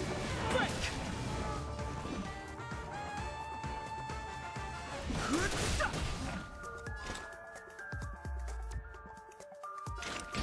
Still waters of oblivion. My turn! In the mood for another beating? Try that again! Confidence. You can't run! Fighting is meaningless.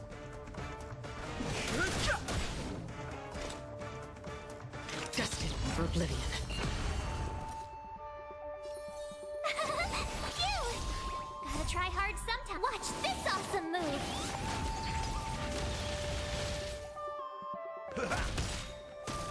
Slice like a good, my friends. Indulge yourselves! I've no interest in conflict. I weep for the departed.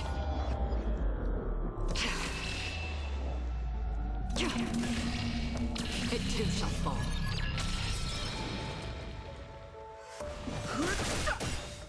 The truth of life and death. The sanctuary is but a vision. Break! That's half the work. Step up, let's see. It ain't over. Fighting is meaningless. Another journey begins. In still waters of oblivion.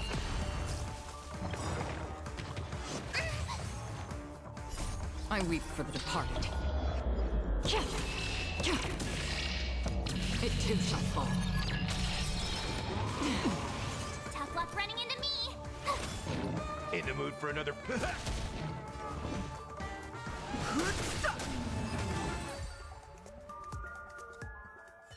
Look, it dropped something. A note. Looks like instructions from the butler for the other servants. Seems like the mansion's entire workforce were assigned other tasks before Robin's death. It must have been a big project to require that much manpower. The Charmony Festival, perhaps. But no matter what their main priorities are, there should always be someone left at the mansion, right? So you're saying someone deliberately cleared the place out? Yeah, but I don't know why.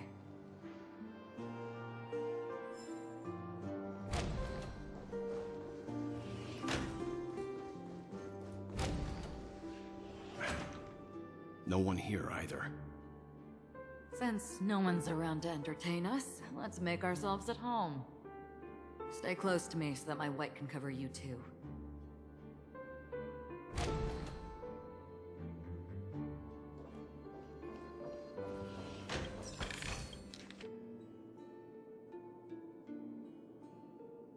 As soon as I and the rest of the crew arrived in Penacony, Mr. Sunday and Robin showed up to greet us.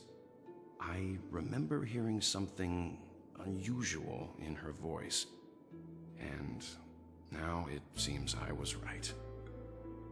Robin believed it was because the harmony had been tampered with somehow. But as far as I know, there aren't many entities capable of interfering with the power of paths. Meaning? If there really is a traitor within the family, that person must hold a high position or possess unimaginable strength. That would explain why Mr. Sunday has been having such difficulty in catching the traitor.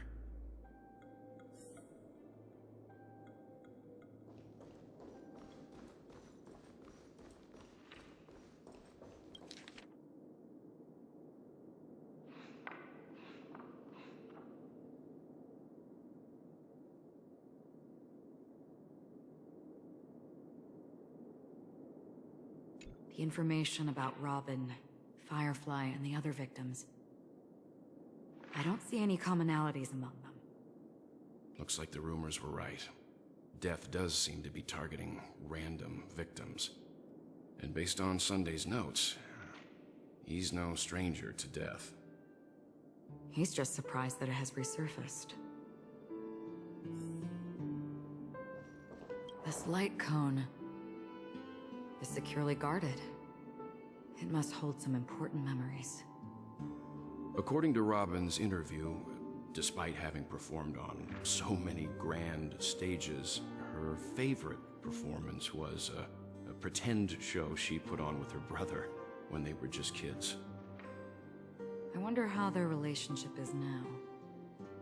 Growing up brings gains, but also losses. Yeah, time has a way of smoothing things out. The beautiful dreams of youth will eventually fade away.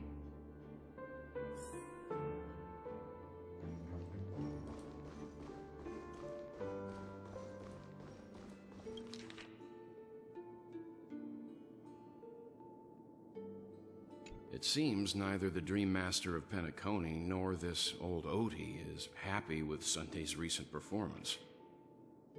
They don't seem to care much about death. Instead, they're more concerned about the Charmony Festival and the Watchmaker.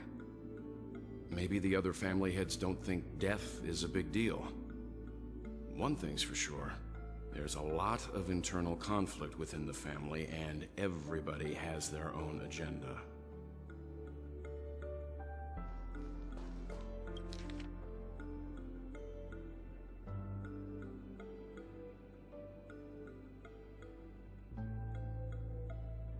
Mr. Sunday has done some serious research on his suspects. This traitor must have been causing trouble for the family for a long time. They all seem to be insiders, but I haven't met any of them. Huh? Wait, these characteristics... What is it? No, nothing. Maybe I'm just overthinking things. However, if this traitor really exists, could they be responsible for Firefly and Robin's deaths? Perhaps that's why Sunday is taking this matter so seriously. That's all for now. Nothing more noteworthy. Before coming here, I had all sorts of scenarios in my head about dealing with the family. I did not expect an empty mansion. Watch out. Someone's approaching. I don't think trespassing on forbidden areas is the way to be a guest, Mr. Yang. And... Acheron? The Galaxy Ranger? Our apologies, Mr. Sunday. Nobody came to greet us, so we entered without permission. I hope you can forgive us. But even if there's no one to greet you, you should wait for the host. Don't you agree? Even without the famous Galaxy Ranger. As far as I know, the crew has officially accepted the family's commission, so coming here will be unnecessary for you. On the contrary, that's exactly why we're here, to ask you about the case and gather more information. We don't want any loose ends. Well, since you've come with goodwill, I have no reason to show you the door. Rest assured, he hasn't figured out that we went through those documents. While the truth remains a mystery, I'm getting close to it. I assure you that the traitor will soon pay the price. Let's hope justice will prevail soon. I have a question for you, if you don't mind. How did the family come to the conclusion that the murderer was within the family? With all due respect, it's in the IPC's interest to wreak havoc before the Charmony Festival, and the family has every reason to suspect the IPC's involvement. Well, other family heads share the same suspicions as you, but in my opinion, the true murderer would never have drawn as much attention as that ambassador did. Not to mention, I personally shackled him a while ago. However, I'll give you a suggestion regarding your suspicions, Mr. Yang. You should be more cautious of Aventurine. While the wicked can't break through high walls, they can plunge their evil dagger into the heart of the righteous. He's a businessman, not some philanthropist. But right now, he's out there handing out his wealth on the streets. And he went to the Clock Studios theme park all by himself. Who knows what kind of scheme he's cooking up? While the family is dedicated to keeping our guests safe, it might be wise for you to stay alert. You never know. what unexpected troubles could arise.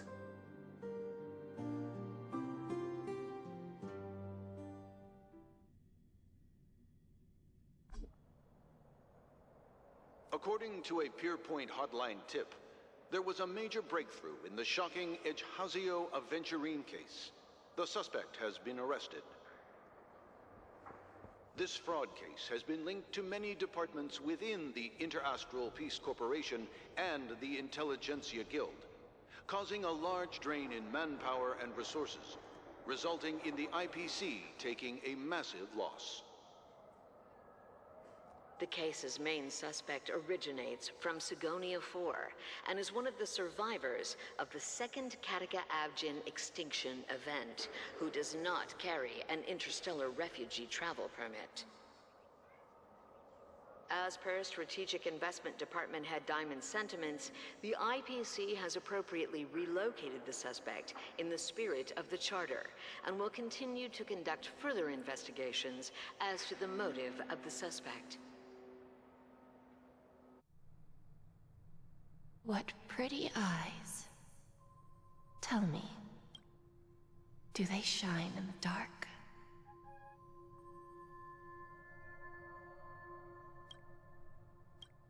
Well, if they did, I'd sell them in a heartbeat. You don't know how many people long for your eyes to be closed forever. As a servant, you should not resist your master. Yet, you went and killed that man anyway. No lawyer has the audacity to defend you. Perhaps you ought to represent yourself. Not difficult, but definitely pointless. You're pretty confident on your eloquence. Did you also think that when you lied to the Intelligentsia Guild? Ask and you shall receive. You wanted the perfect construction material. All I did was offer a possibility. It was just a small wager. If your luck holds out, the IPC will dig something up from the golden sands of Ejhazio. Maybe even the Sand King's remains. Pity your luck has run out.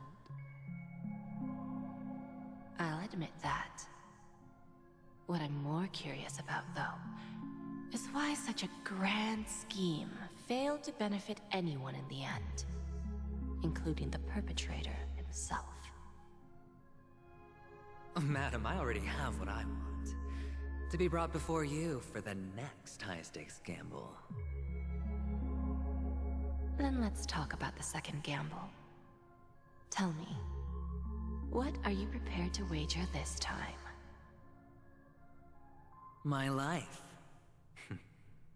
I bet you won't send me to the gallows. What do you want, then? I want your Lenore to meet with me.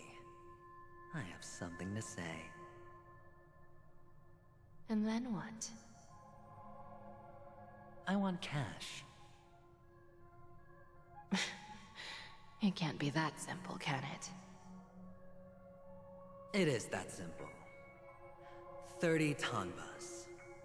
The remainder of my market value. 30 tanbas. No more, no less. With this money, I'll climb to even greater heights than you. Grasp even more riches than you. I wager you won't give me this chance. Which is why you should call him here. Interesting. A pity Diamond won't see you. No one gets to see him. From here on out, I am Diamond's representative, and I will decide on his behalf. You're wrong. 30 tanbas. I'll give you that. And much more than that. Wealth, status, power. The IPC will give you whatever you want. even what you don't want. Kakavasha. A good name, but unfortunately destined to be buried in the dirt. You, though, you deserve to live, to create even more wealth for us. Go. Pick the clothes you like, then choose your desired identity. And then, use them well, child. May your schemes be forever concealed.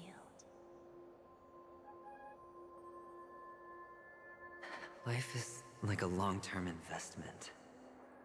Those who choose correctly, do the correct things, reach the correct outcomes, and show the world their value. People can't always make the right choices in their lives. But luck has always been on my side.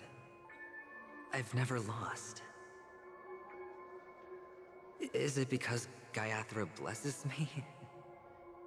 Well, if that's the case, she must also be looking upon me right now. My success is inevitable. But what then? Even if I overcome this difficult trial, what would come next? What awaits me after this glorious gamble? An even more glorious one? Will I return triumphant with unending riches after countless successes, or will I encounter failure, never to return?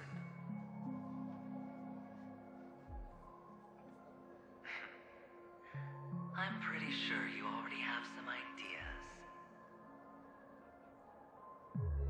Lowly gambler.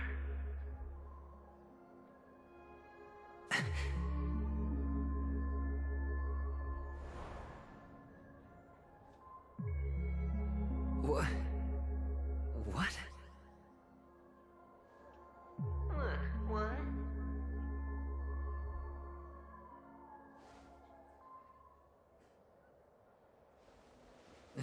Am I dreaming, or have I gone completely insane? Perhaps both.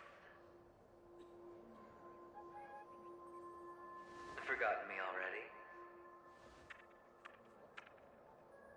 When you were strapped to that electric chair by a mannequin warlords, who was it that gave you the idea? Fine. I may be crazy, but I'm not stupid. Get out of my head, newborn of the Harmony. The Harmony? Oh, don't play the fool. It's not the first time we've met. No need to be so polite. I'm you, and perhaps even more aware of yourself than you. Of what exactly you want. You're dying. And you still want to drag a bunch of unfortunate fools with you through death's door. That's why you're here, isn't it? A grand unveiling. You really think you can pull it off? Why not? Well, you may have fooled everyone, but you can't fool yourself. I can show you. Before you're entirely gone, I'll be with you for the last stretch of your road. Let's have a heart-to-heart while we walk.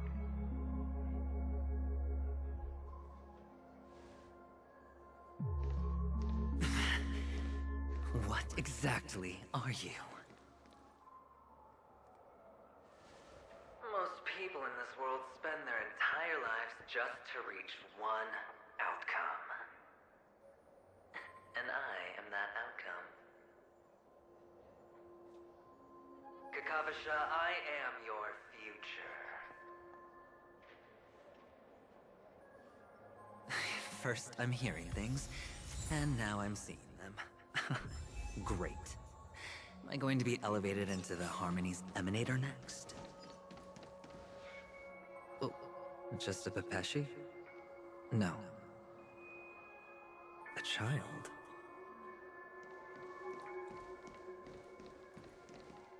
I thought minors weren't allowed in Golden Hour. Hey kid, you okay? Are you lost?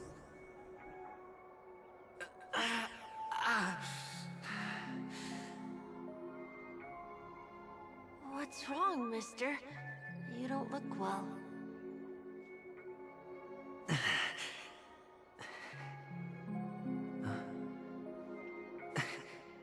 Your eyes. Impossible. Who are you? They're pretty, aren't they?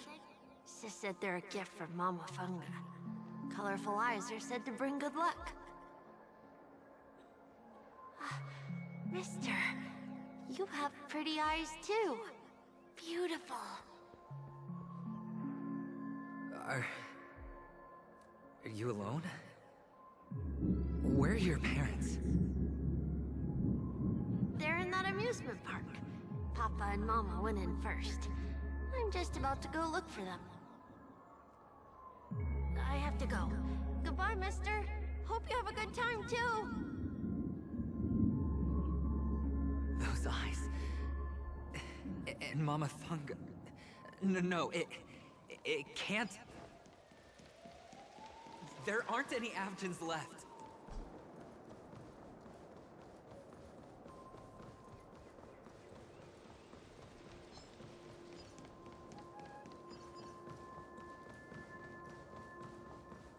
Papa, Mama, wait for me.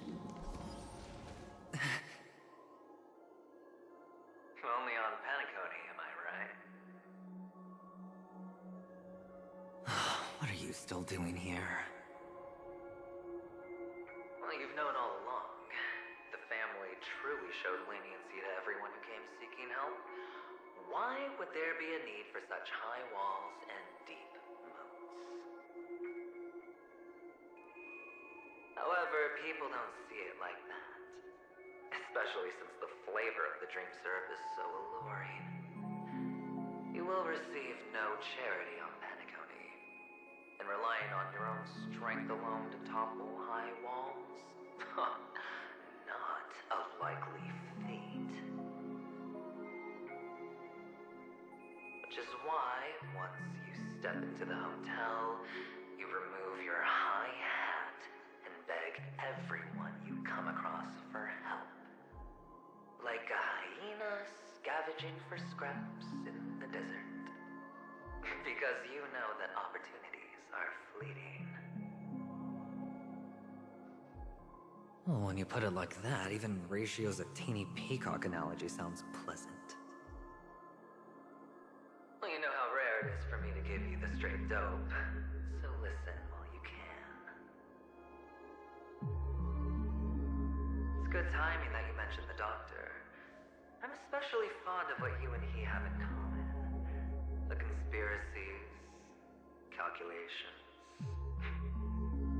Especially the part about the finale, a magnificent act of betrayal. Oh, when everyone thinks this way, who would even suspect that it was another trap you've meticulously devised?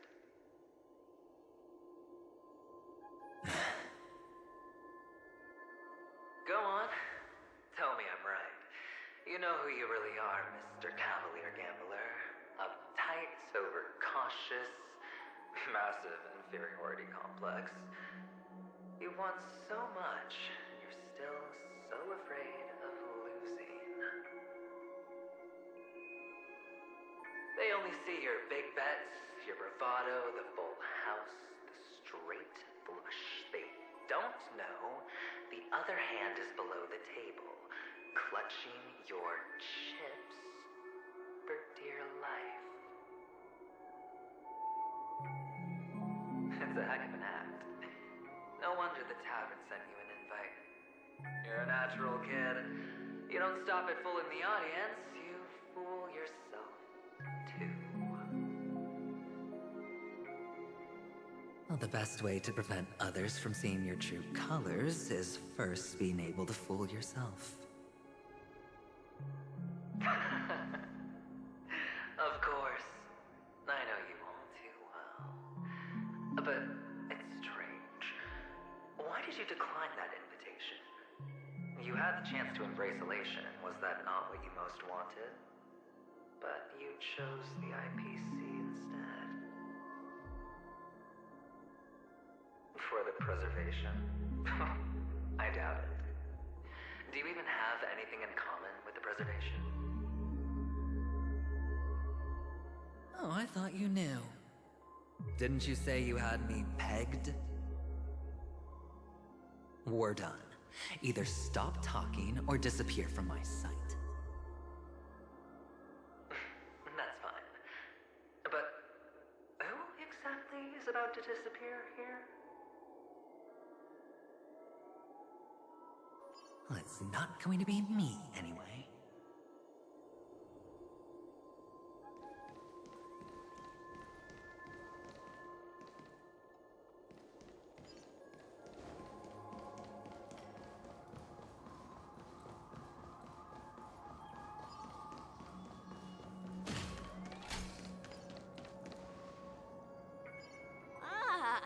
Playing hide and seek. I'm really good at this.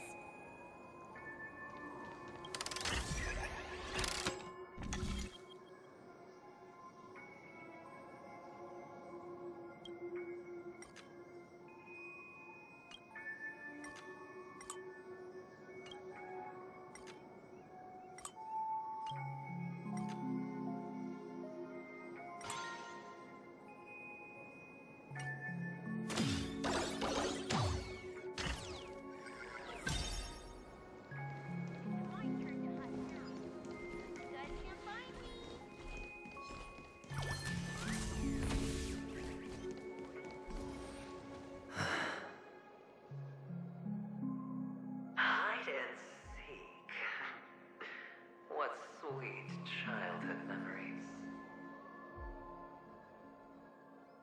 When Mama said goodbye that day, how many catechins were like jackals hot on your heels?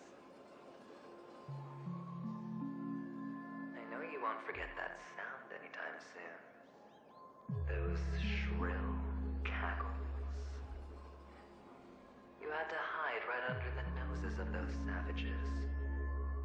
You and Big Sis. Playing dead, drifting in all that bloody water. Completely ruined that shirt. Shame. Wasn't that the last one Dad left behind? It wasn't ruined. I've always kept it. Come on. It's a rag. It's not like you can ever wear it.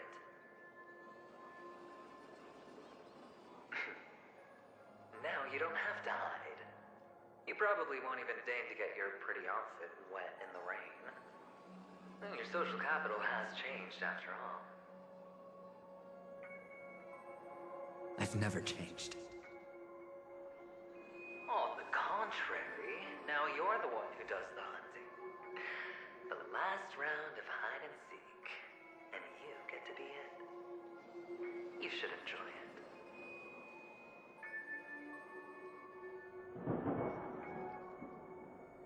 That child. Could he be in here?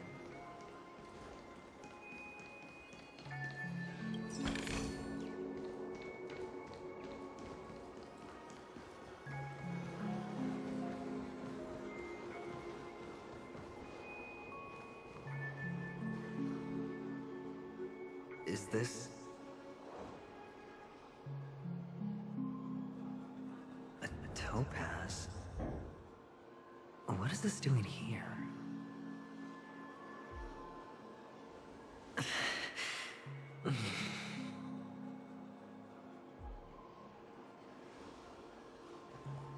What? Does wrench out of your hearts, so... I was merely curious at why it was here. Maybe that winged guy put it here. To taunt you.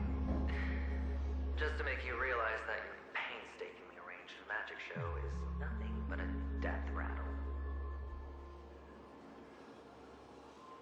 The cornerstone's hue is the same as the radiance of Clipant's body. I've got to give it to you. I've heard a lot of baloney, but that lie deserves a prize for sheer nerve. If he were just a little bit smarter, the jig would have been up right there. This is just bait. Of course. That's why Ratio's betrayal was one of the keys to your plan. I have to say, that doctor's acting was superb. Or maybe he wasn't acting at all. All the better for you. Sunday didn't become head of the Oak family by acting sloppy. He's obsessed with control. You have to give him enough detail to satisfy his meticulous nature, but not so much that he gets suspicious. Which is why you had Ratio seek him out and leak the plan on purpose. To prevent the other party from suspecting anything. The intel you gave to Ratio was all true. He spoke the same to Sunday. Finally, Sunday took the bait, found the other cornerstone, and before you know it...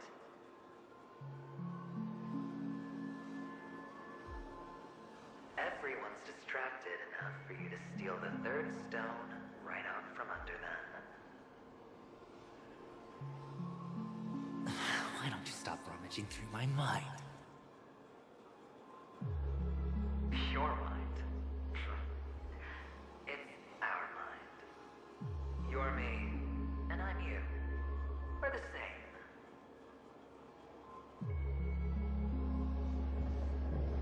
The best way to prevent others from seeing your true colors is to first be able to fool yourself. Really? You can't even fool yourself. You just got lucky this time.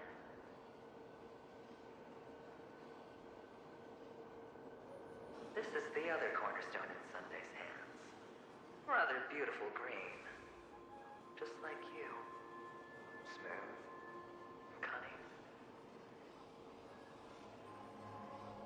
Tell me, what's its name?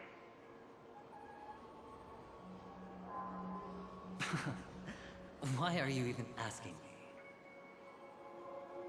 Must I do all the work? Aventurine is the stone of luck and trickery. That's what she said when you received the stone, wasn't it? This type of stone isn't rare, but its hue is very similar to a certain gem. In fact, it's often used as a substitute. And that more precious gem is...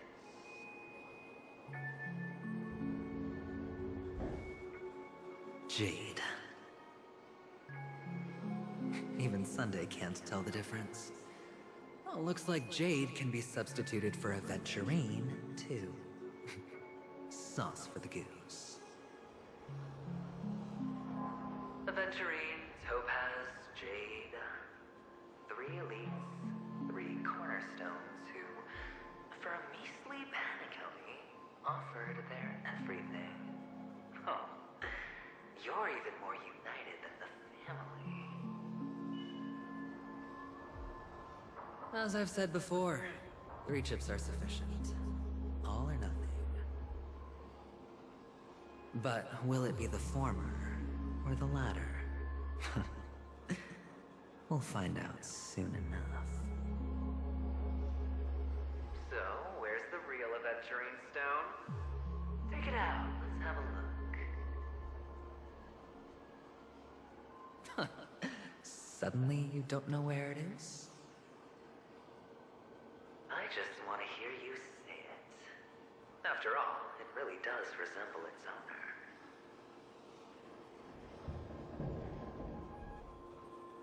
As you wish, then. They never went anywhere. They're right where they belong. Piled up with these cheap baubles. You smashed the Aventurine Stone before you left? Oh, just look at it. Shattered. Just like your life. Poor thing. A humble pebble coated in the most lustrous sheen. I take it back. This thing is far more precious than your life. You're absolutely clear about the consequences of doing this. Blasphemy against Clipot's body. You think the IPC will let you get off scot-free?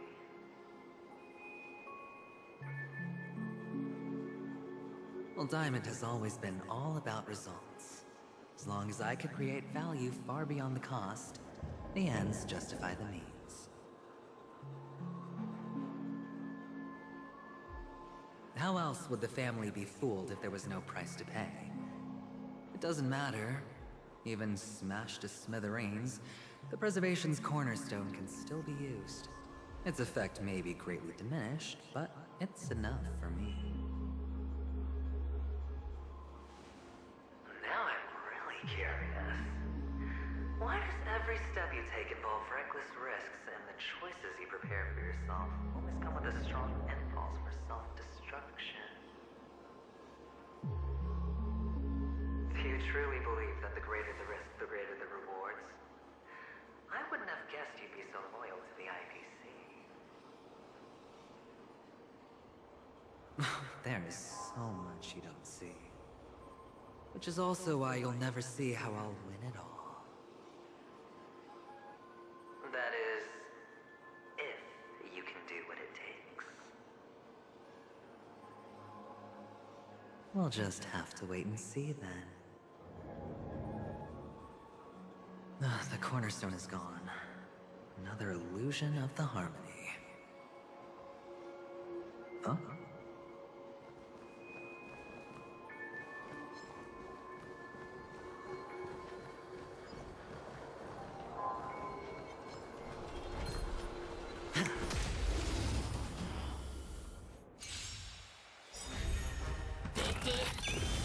No interest in conflict. The dice have been cast. Bust. Or maybe I'll take it all. The truth of life and death. The sanctuary is but a vision. Break! My turn!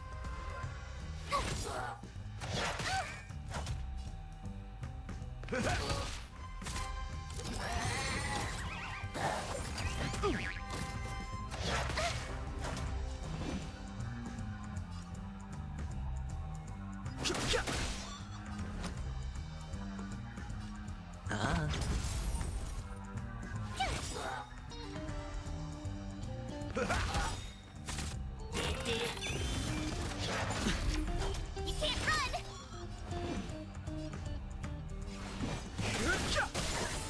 I hit the mark. Tough luck running into me! In the mood for another... Gotta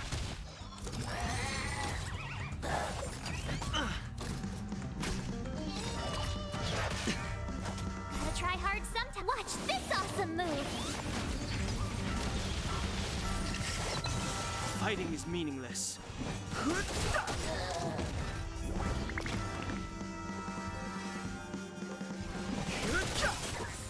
The truth of life and death, revealed in the sanctuary, is but a vision. Break! I hit the mark. Told you I could The fight. dice have been cast. Bust. Or maybe I'll take it all.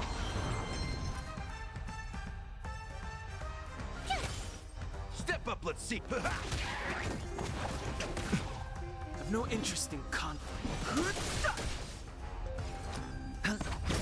Told you I could fight. The cornerstone is gone. Another illusion of the harmony. No risk. I'll take it. Huh?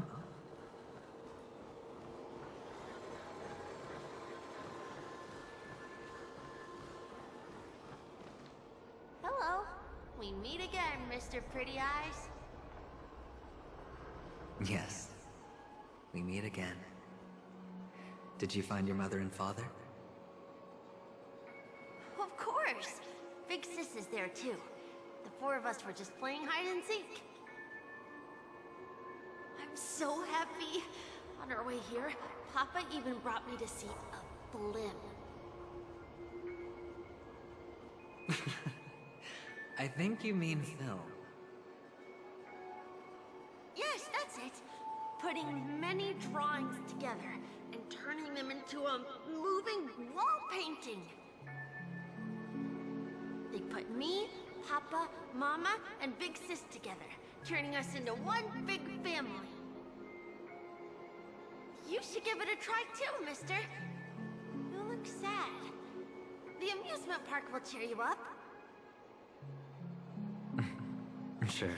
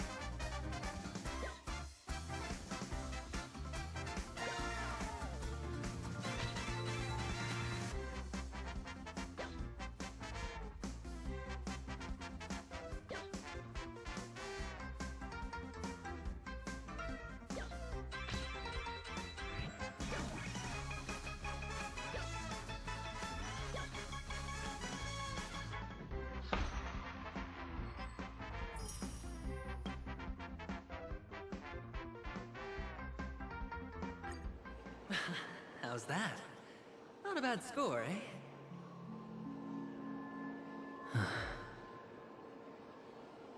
Boring.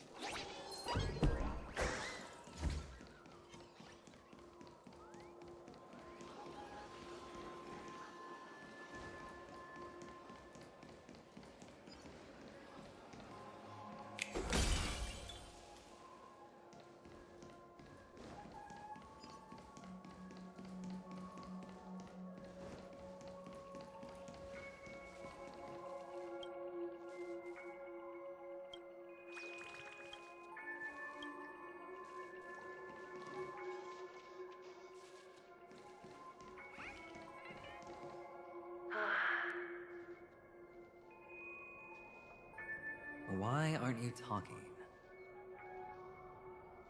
You've piqued my interest. I'll admit that there are still aspects of you that I don't completely understand. Well, you sound sincere this time, at least. Well, sincerity is one of my traits that everybody likes. And I have precious few of those. Moving on. See that maze over there? I'll know everything about you before you reach the exit. Our quaint journey through this amusement park still isn't over, and I wouldn't mind stretching this out at all.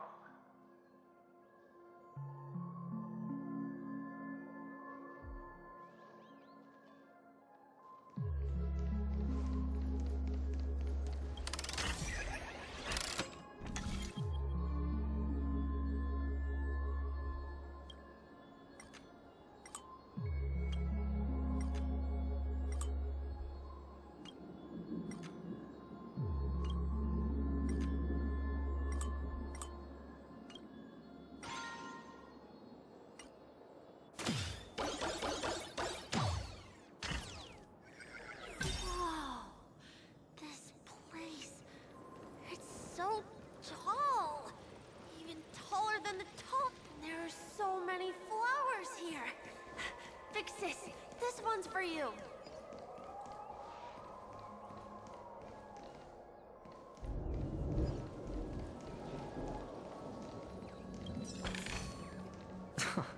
This is hardly enough for a seat at the table.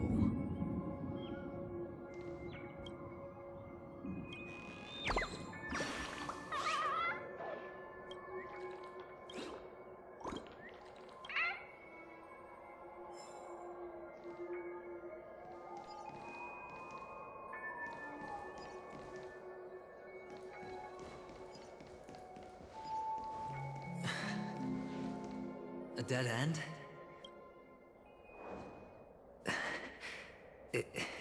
Is this... Oh, what's on your mind?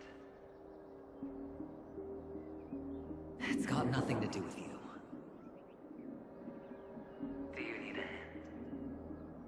These are manacles on you. That man gave you your first job. You made your first pot of gold. I remember it all too well. You wrapped that iron chain around your fist, for that is the only tool you could find. Then, in that maze, you... Shut up. Oh, you don't wish to face your past? Unwilling to admit that your life is worth only 60 tamas? Well, from what I see, you refuse to confront it, because it only proves your weakness. How could a weak person take such daring risks? Oh, that's right. You love the thrill of danger. But you refuse to let go of meaningless sentiments. Even in this beautiful dream, the only thing you dare allow yourself is death. In your hands, those who follow you could have become Joker cards. They're far more useful that way. It's not like this is the only place the family ever cut corners. You could have had tons of action if you weren't so all or nothing. All it takes is a meager sacrifice. I bet Opal would have resolved this without a fuss. A pity you're not him. Well, you wouldn't be in this state if you could just get with the program. And why couldn't you? Out of professional integrity? Those techniques you mentioned are highly efficient, but it's not that I don't know about them. It's more like I couldn't care less. Get it? What fun is it if the fight isn't fair? Fair? You assume your opponents would fight fair in the first place. The odds are obviously not in your favor, so how are you just breezing by? But did that masked fool's words awaken something in you? Well, she gave me an answer that could turn everything upside down. Everything? You mean it could make all the cards on the table just disappear?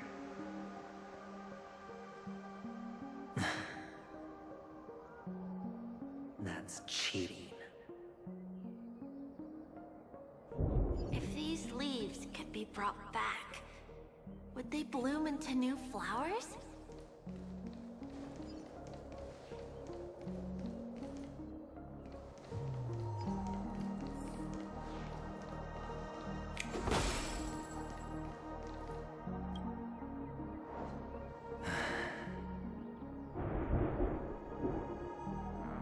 Your expression right now is hard to put into words. The lucky charm Mama left you is made from gold. Why did you never consider selling it? You obviously could have lived a normal life like Big Sis that way. Looking back, that was the better choice. Mama only left us with 2 pieces of jewelry, and necklace and a lucky charm. There won't ever be a third piece. That's what you always say, but you actually regret it, don't you?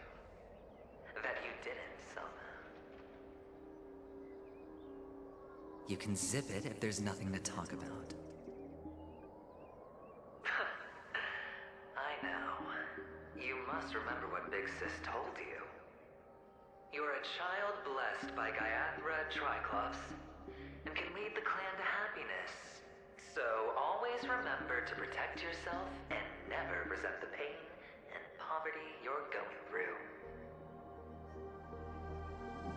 The words still ring in your ears, don't they? You're a good kid, so you definitely won't have forgotten. So, you surely won't forget how tragic her last moments of life were.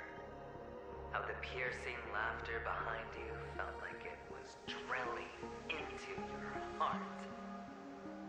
You ran away without looking back, just as she told you to. Tisk, tisk. A lifelong regret indeed. Enough! Do you not have anything better to talk about? Oh, shut me down like a champ! Well, I guess when it comes to mind games, this isn't exactly your first rodeo. I think I finally get you. And woo! You are nuts! In the end, I'll ruin this beautiful dream and create the grandest death. Well, you stuck to that start to finish. Think about it. There's a Stellaron in play, the fabulous Robin loses her voice, 2 unsolved murders, cryptic messages from a masked fool, and a chance to go head-to-head with Sunday himself. The only thing to pique your interest is one word. The last word. A word that's right there at your fingertips. Death. But whose exactly?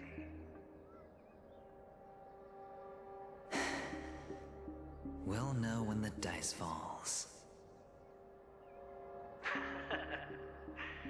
All right then. Reserve a seat for me in the audience. I'm curious to see just how capable you are. Still, you never answered my question.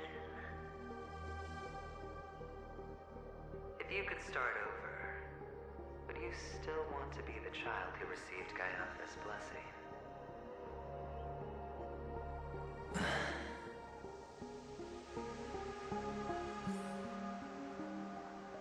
It's so quiet this time.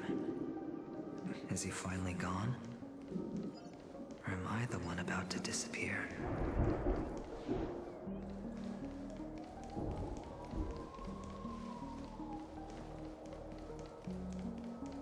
It's so quiet this time. Is he finally gone? Or am I the one about to disappear?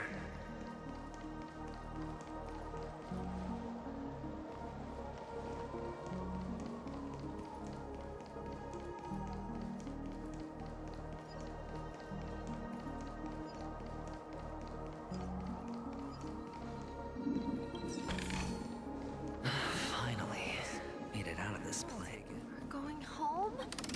But I don't want to go back yet.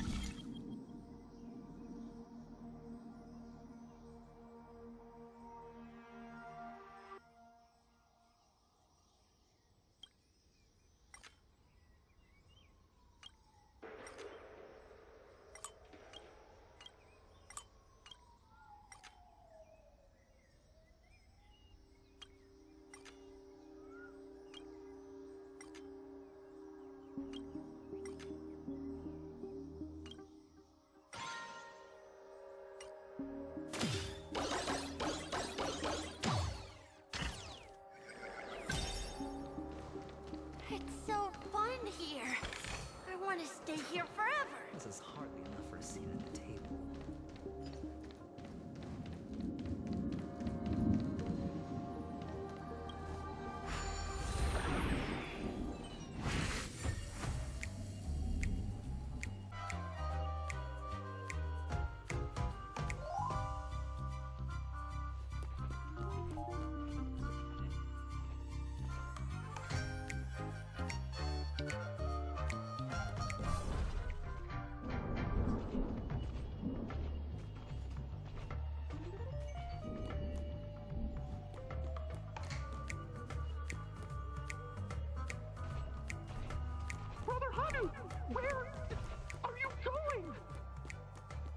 There's only one place he can be going, whether it's in the past, present, or future.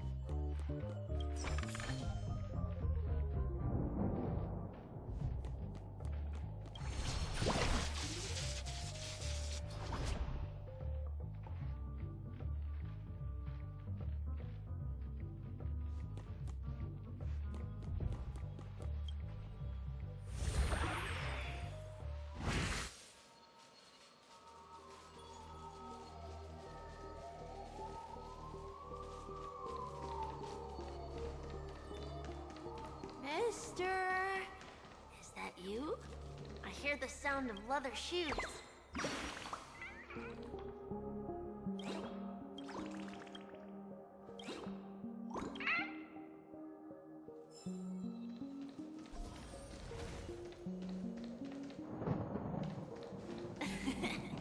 Ah! I don't know why, mister, but you always give me a special feeling that makes me more curious about you. It's sad that I can't get to know you more. We have to say goodbye. Did you have fun? You're going back? Yes. I should go home. The day's getting dark, and it's going to rain. I don't want to worry the others. You're home. Where is it? What a strange question. It's where Papa, Mama, and Big Sis are. In this dream.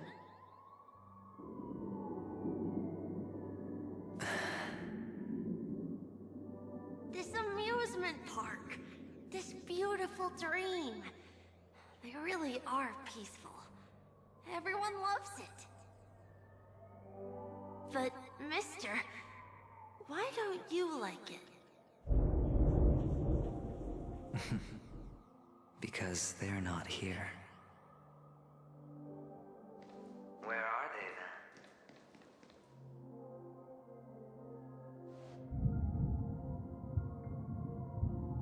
I don't know. You do know. But there's no point pressing the issue.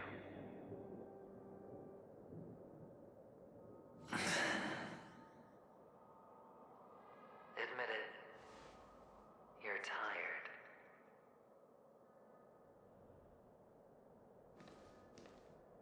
We all are. Which is why we chose to stay here.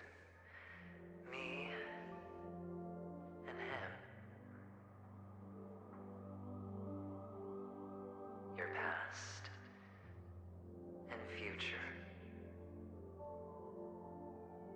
How long will you stay? Forever. We'll be with you forever in this dream. This is the greatest honor that we can offer to those who hurtle towards death.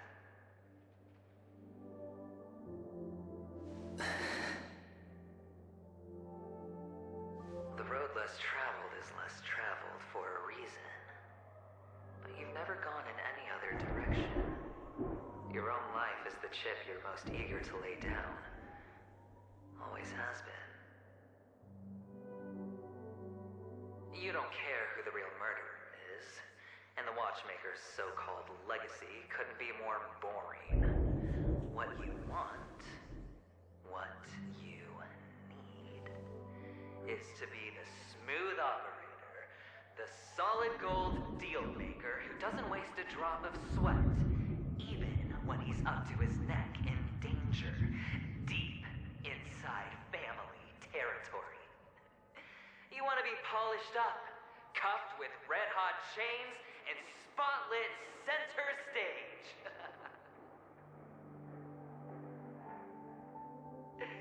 You'll be the closing act, the final sacrifice. I can do it. And it will be flawless. Of course you can. Your luck will help you at the right time. A Stellaron and an Emanator. It's that simple now.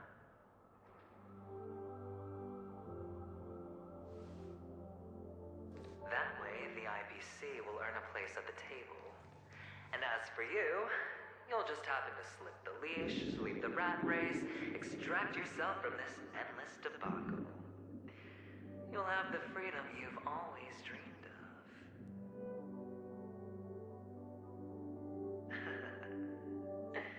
This isn't the first time. You've been an escape artist from day one. This fiasco started with a death, and its curtains will fall on another death. Oh. So that's why Diamond chose you. He's just after Penacony. No matter the means, no matter the price. It's not personal.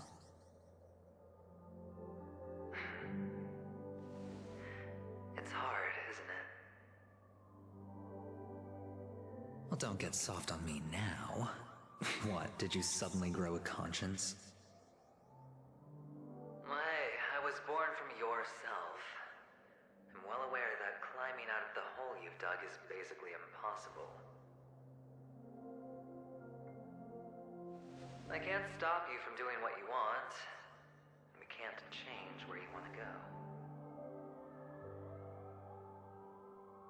Well, what's done can't be undone. All we can do is play the cards we're dealt and rake in as much time as possible. Yes. Alas, people won't make all the right choices in their lifetime.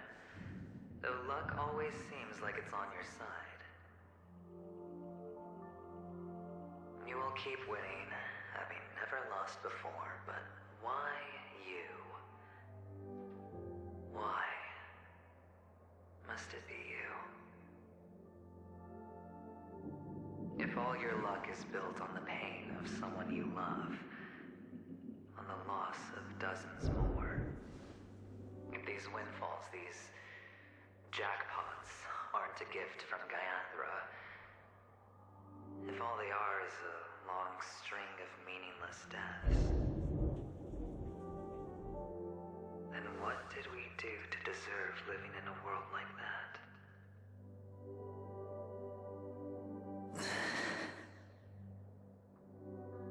Well, maybe when I get to where I'm going and look back, I'll know what the trip was all about.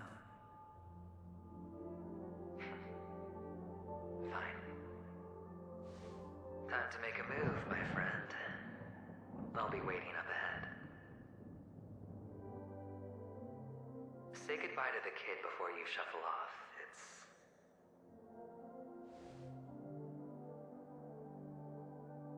It's best to die without regrets.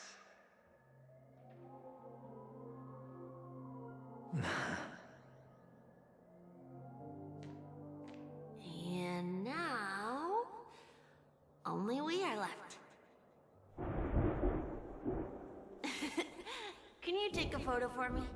I want a memento. Sure. Come on.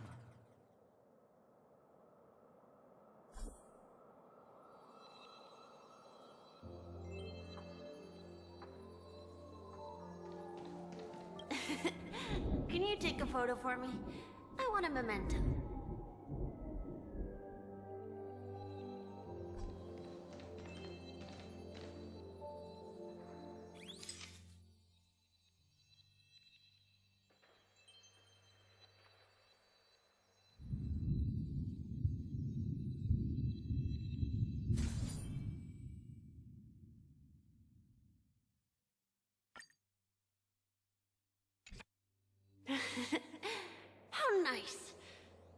can see what I look like too. Look at the lens when you're taking a photo the next time. Your expression will look more natural. Sure, I will. Then, mister, are you going back too? I can't leave yet. I still have a show to do. Oh, you're about to go on stage, aren't you? Let's go then. I'll take you to the stage. Sure. So you're an actor. No wonder your clothes are so stylish. I'm actually a merchant. But I do have a show to do for a seat at the table. Are you the same as those men in black in the sky? But you're not wearing black. Only ordinary employees have to wear that. My position is much higher than theirs.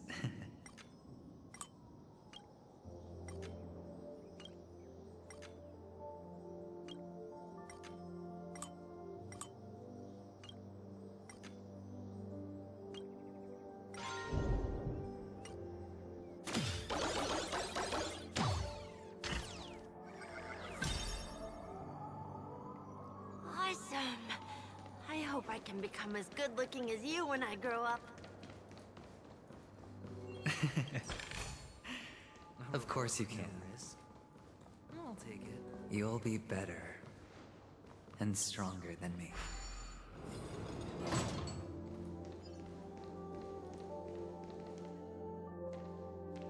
Behind this curtain is the grand stage. It's almost time to go on stage. Are you ready? Good luck with your show. Thank you.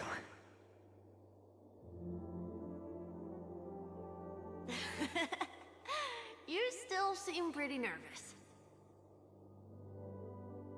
Let's put our palms together. If you receive Gaiathra's blessing, you'll feel more relaxed.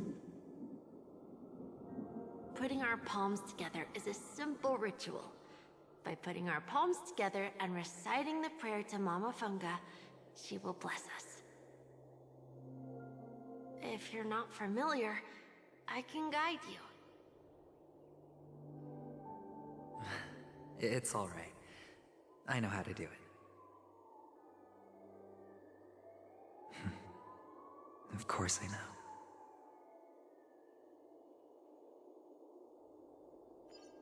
This is where we go our own way, Kakavasha. The catechins are coming.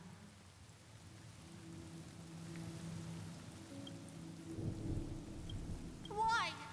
The catechins have already taken all our money, food, and they killed our parents. What more do they want? Catechins are bloodthirsty, cruel, and insatiably greedy. They want everything only to end up with nothing. This is a trick, an act of revenge. Remember? Today is the day of the Kakava, and also your birthday. They know the Avgin will surely hold a festival today. With the aid of this rain, they will come to destroy our wagons and take everything they want. Little do the catechins know, this time we will fight back. The men in black that descend from the skies are on our side. The catechins stand no chance against them, and will surely pay for their arrogance. Without this rain, the catechins would never take action, and we would not have the chance to turn the tide. This is a gift from Gaiathra, and you are Kakavasha, whose good fortune will bless your sister with success. But people will die, and you will be in danger. How is that good fortune? Why are you all doing this? The Avgin always return their blood debts. Gayathra calls for me, but Papa and Mama are waiting for me. I must answer the call. She will bless you with good fortune and help you survive. As long as you are alive, the blood of the Avgin will never run dry. So run, Kakavasha. Do not be afraid, and do not look back. Go to the other side of the mountain. The rain will accompany you, and the rain will bless you. As for us, we will reunite in Kakava's next aurora. May the goddess Gayathra close her eyes 3 times. Keep your blood eternally pulsing. Let your journey be forever peaceful. And your schemes forever concealed. Farewell, Kakavasha.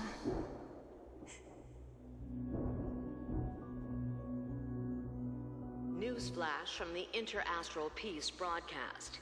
The IPC Marketing Development Department spokesperson confirms that a small-scale rebellion has broken out in the unclaimed region of Sigonia. The situation is now under control. The insurgents are from a local clan known as Kataka, which has a long history of disdain towards the IPC. This has caused a serious negative impact to the work of the IPC's Marketing Development Department. The clan launched a massive attack on the Avgin, who were under the protection of the IPC, resulting in 6,728 deaths and 3,452 missing.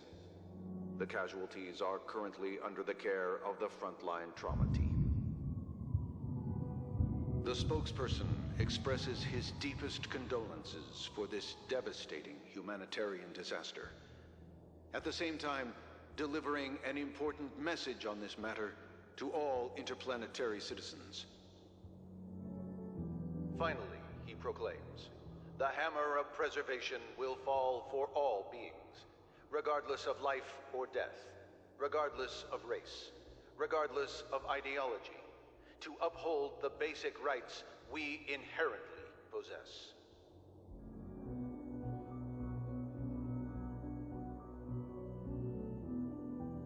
Kakavasha?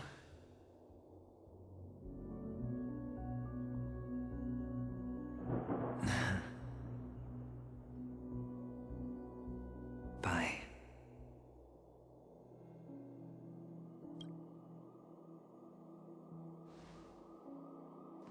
Okay. All the actors are in place. It's time for the show to begin.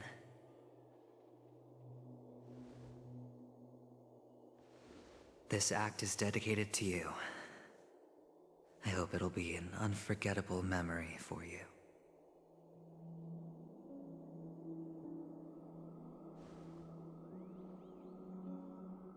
Kakavasha.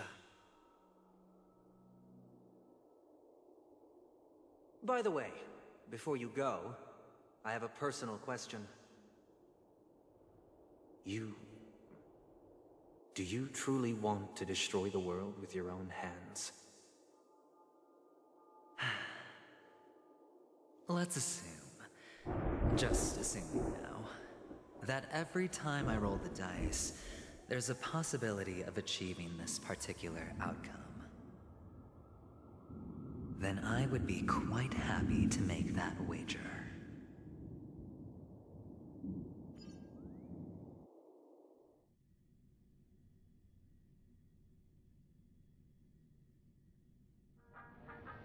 Is this Miss Acheron? Hello, I'm Himiko, the Astral Express's navigator. Hello, I'm March 7th. I'm sure she needs no introduction, as you definitely know her.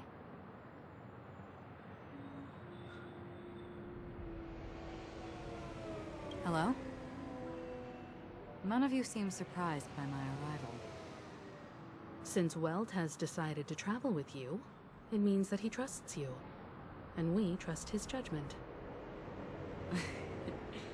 I envy your close friendships. Miss Acheron here doesn't present a danger, and she's of no threat to the Astral Express. Aventurine's prior accusation was based on nothing more than his own subjectivity. Which is why, before we continue working together, he has a duty to explain himself. You want to create a situation where all three parties are present? There must be some deeper meaning behind Aventurine's actions. I suspect he's been aware of Penacony's secret from the beginning and has been continuously strategizing to unveil it. In that sense, the Astral Express's role in his plans would be imperative. In the worst-case scenario, he may use us to do something unexpected. Assuming things do escalate to that stage, having an extra ally is a good insurance policy. Penacony has numerous factions, and the state of affairs is significantly more intricate than that of Belobog and the Xianzhou.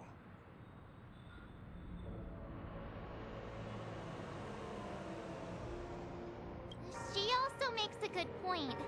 We're completely in the dark on what's going to happen next. But I think we can't just ignore the safety of Penacony. To solve the mystery of the Watchmaker, it is crucial to get the IPC's intel. The path ahead is fraught with danger. But what's trailblazing without a little danger? Sounds like we've reached a consensus. Now, Miss Acheron? I will accompany you, of course. Let's move out then! But where do we start looking for him? No need to rush. If he truly has laid a trap, he will definitely use every means to lure us in. Ladies and gentlemen, the most wondrous, most magnificent show in Penacony's history is about to begin. The IPC cordially invites everyone to Clock Studios Theme Park. Look. Should both the performers and spectators fail to arrive, won't all of Aventurine's plans be for nothing? Let's get going, everyone. The hour of trailblazing is upon us.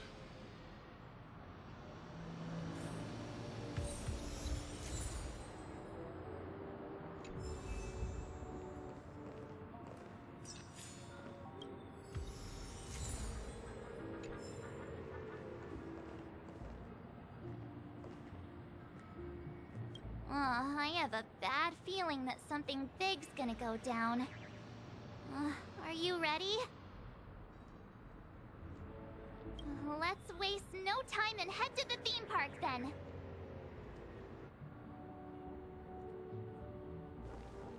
Mr. Yang.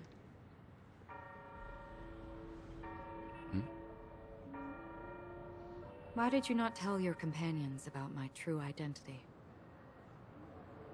It's just like you said, an inability rather than an unwillingness. Plus, it's a long story, not something that can be summed up in a few words. But I chose to believe you, and my trust in you stems more from my own personal judgment. I also believe that if it were their choice to make, they would make the same one. Thank you. I'm grateful. To reciprocate, in the upcoming confrontation, if the odds aren't in the Astral Express's favor, I will stand with you, if my meager strength is required.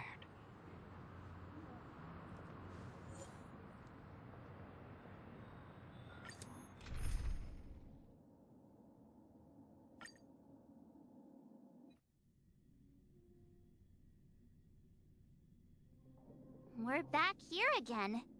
Aventurine actually chose a really conspicuous location. That guy's really taking it to a whole new level. Does he really think he's a superstar or something? Not a soul in sight. The hounds drove out the visitors, and now their whereabouts are unknown too. Everyone, pay attention. The other party has obviously come prepared.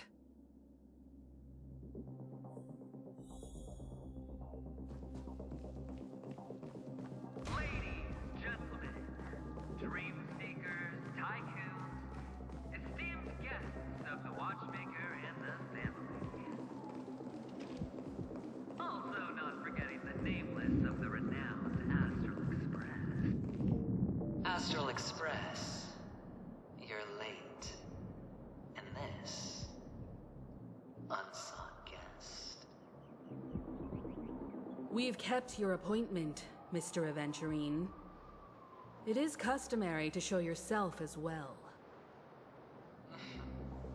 I will, naturally. But before that, I've got to introduce our guest of honor. Everyone, give it up for Miss Delaron!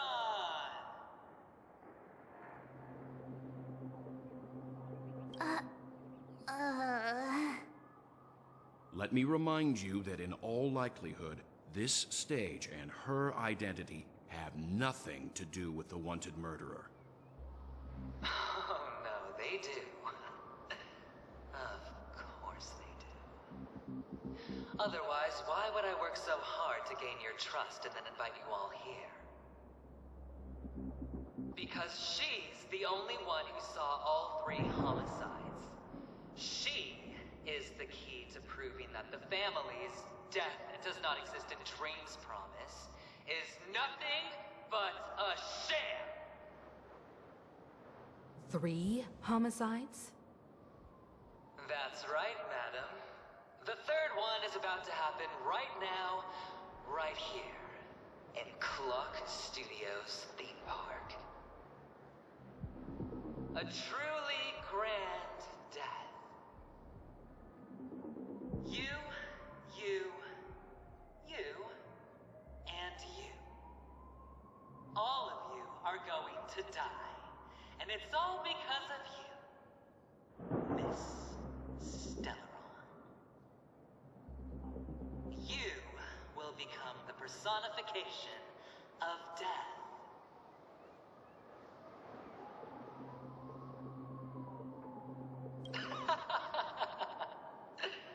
I thought my intent was crystal clear. Let me be a little clearer. I will detonate the Stellaron in you and cause a teeny, tiny accident on Penacony. Bam! The entire theme park will be reduced to a shattered dream. Then before the family can even react, I'll become the IPC fleet's navigator. Your bluff isn't fooling anyone. If you could really do that, you would have done so earlier. You wanna bet? Sure. I'll bet with you. I'm betting that it'll be a sweeping victory for me. By detonating an unprecedented explosion to prove that the vow of harmony is a complete and utter joke. You won't do it. Of course I can. It's just another gamble. I came from the wastelands of Sigonia. For just 60 red copper coins, people paid to brand me. Put me in chains. Place me in the gallows and bury me in the golden sands. But the sun could not kill me, and the quicksand sent me back to the embrace of the Guild and the IPC. Bear in mind, my victory wasn't just a stroke of luck. No. I've never been defeated. Have you ever heard the saying, sleep this life slumber. All because we are not ready for the final rest. Every night is practice for the end. You and I are escaping into our dreams for fear of death at this very moment. And death will surface in our dreams. Friends, the game has commenced, and you cannot choose to decline. Nor do you have any reason or grounds to!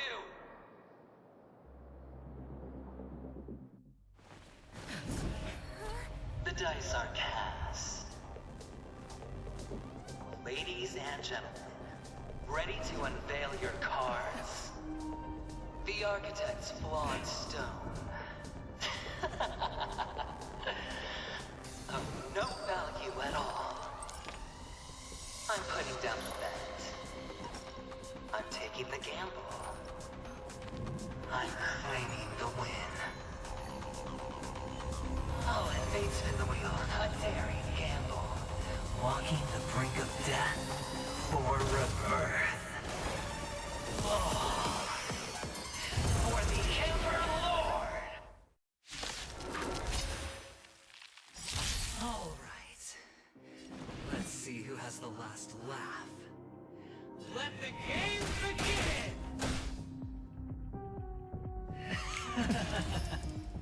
Prepare for some hard luck. Nothing. You can't run! Stay right there while I give you a present!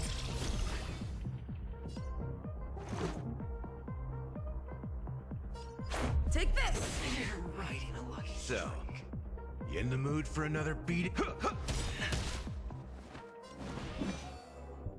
The time is now.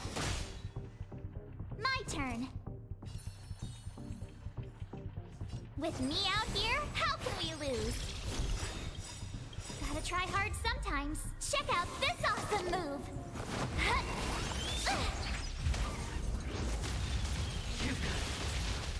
Life's like a good brew. Full, my friends. Indulge yourself. Time to double down!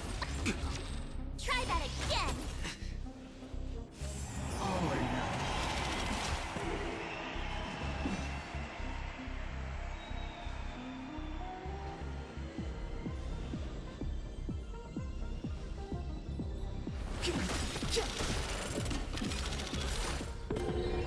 The truth of life and death, revealed in an instant. This sanctuary is but a vision!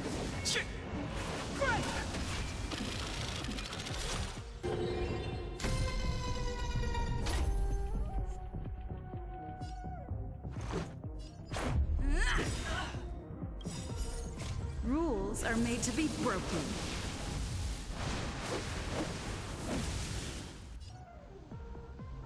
Decisive strike!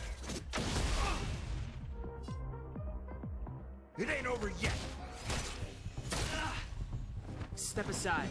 I have no interest in stoking conflict. The time is now. You can't run! Final play coming down from above. Stay right there while I give you a present! Let's make it quick.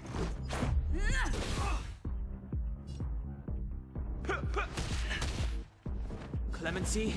Never heard of it. Going all in. Try that again! You've got a keen eye. Take everything I can.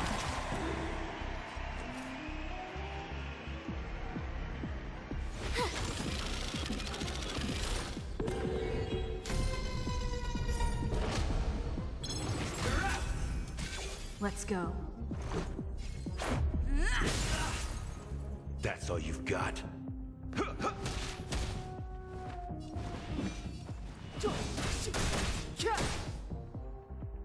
Let's make it quick. Take this!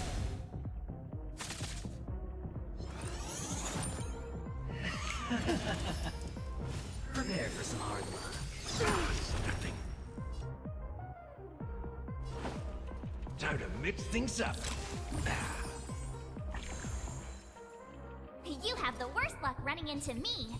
With me out here, how can we lose? Step Gotta try aside. hard sometimes. I have no Check interest out in this sticking awesome move.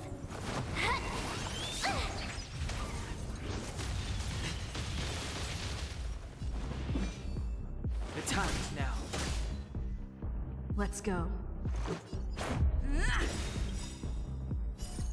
Rules are made to be broken.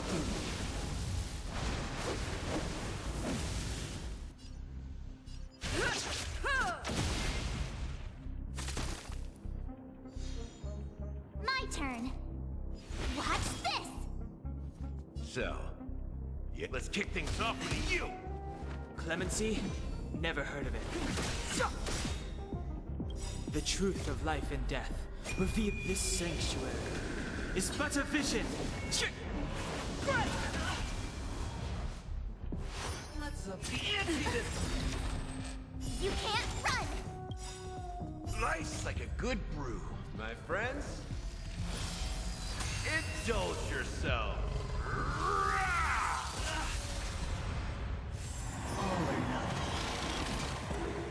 You've arrived, huh?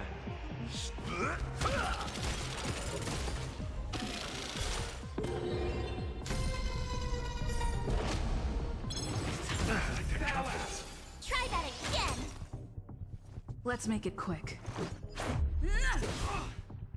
You have the worst luck running into me. Stay right there while I give you a present. Step aside. I have no... The time is now. You can't run. Final play coming down from a... Try that again.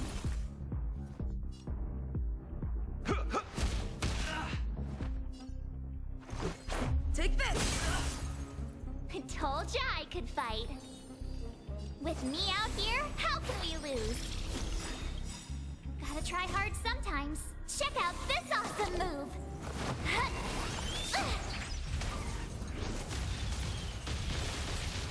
Clemency? Never heard of it. So,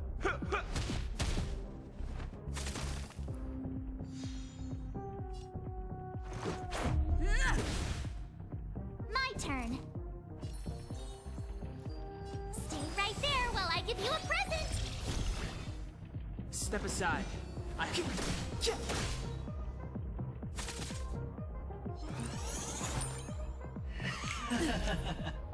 You can't run. Prepare for some hard luck. Try that again. you've arrived, huh? You've got a keen eye. Let's go. Take this! Rules are made to be broken.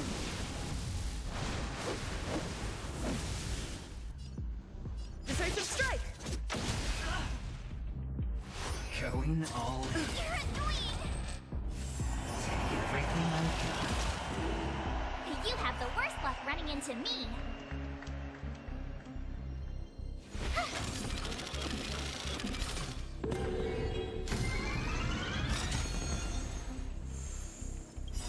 Gotta try hard sometimes. Check out this awesome move.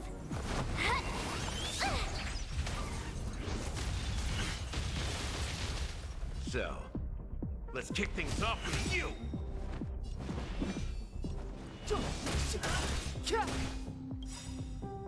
The truth of life and death, revealed this sanctuary, is but a vision.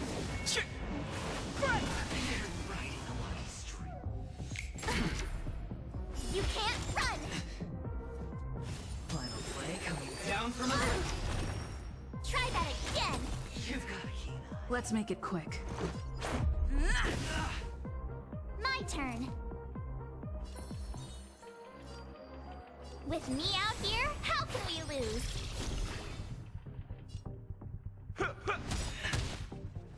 Nice like a good brew, my friends. Indulge yourself. Clemency? Never heard of it. Time to double dip! You can't run!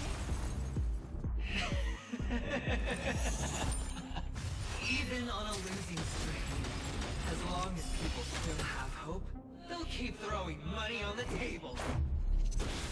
The chance, no matter how small, the potential is what you hang on to. That's what justifies the gamble!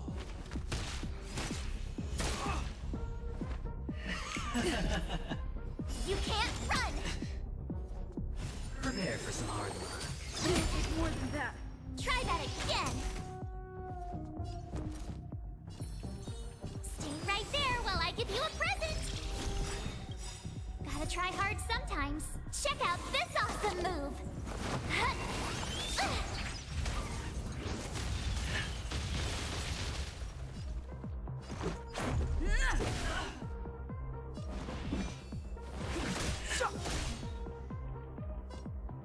Let's kick things off with you! You're right, going all in. You can't run! Rules are made to be broken.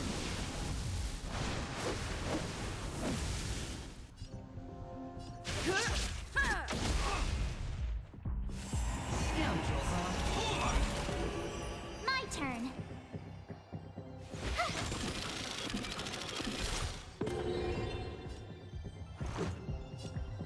Take this!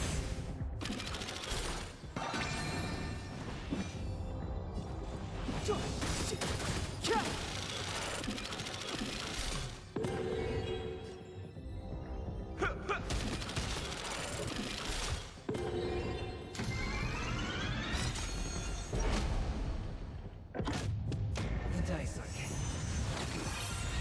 All or nothing! You're annoying! Let's up the ante this... Just a scratch. Rules are made to be broken.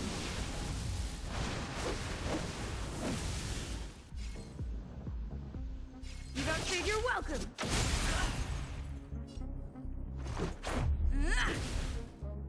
That's all you've got? How's this taste? Nice like a good brew, my friends. Indulge yourself. The truth of life and death revealed this sanctuary is but a vision.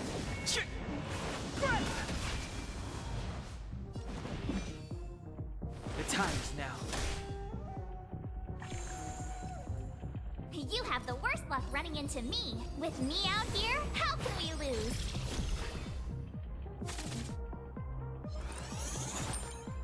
Final play coming down from above. Try that again!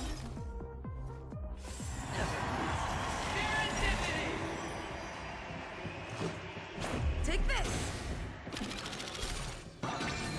You've arrived, huh? It ain't over yet.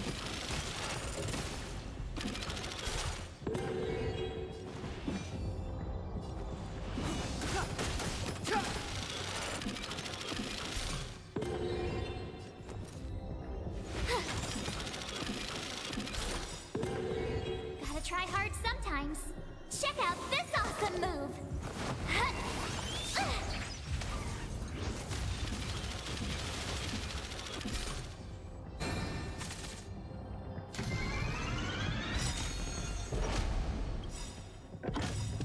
The dice are king. All or nothing! Gotta try hard sometimes.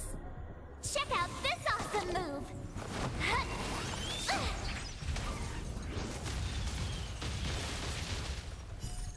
Rules are made to be broken.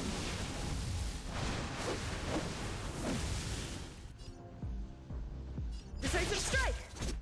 You're right in a lucky. Time to double dip! You can't run! My turn. Stay right there while I give you a present!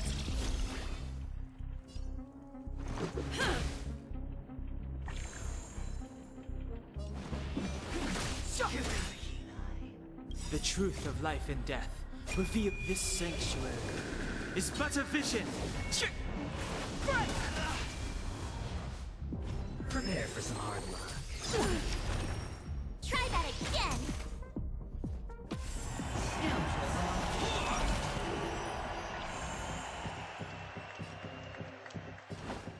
Time to mix things up.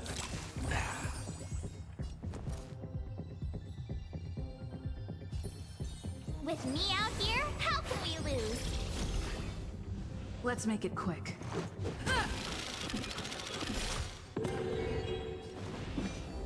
The time is now.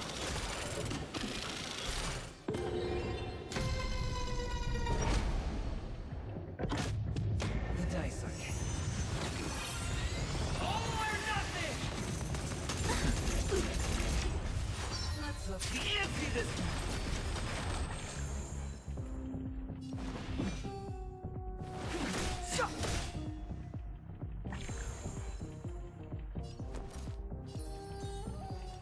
Stay right there while I give you a present! Gotta try hard sometimes. Check out this awesome move!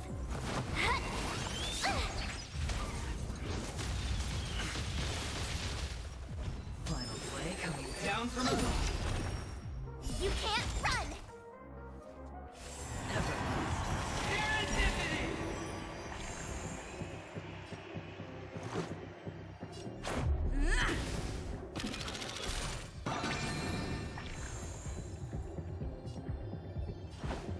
How's this taste? Nice like a good brew, my friends. Indulge yourself.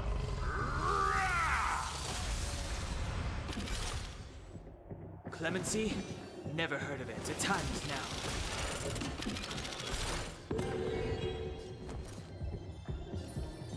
With me out here, how can we lose?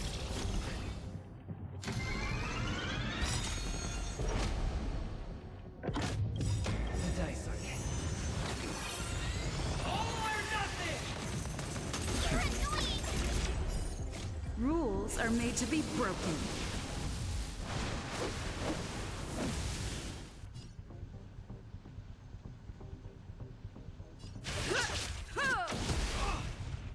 Nice like a good brew, my friends.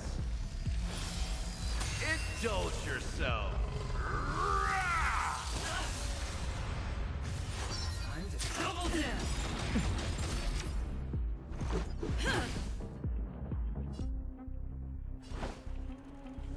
Time to mix things up. The truth of life and death, revealed in this sanctuary, is but a vision.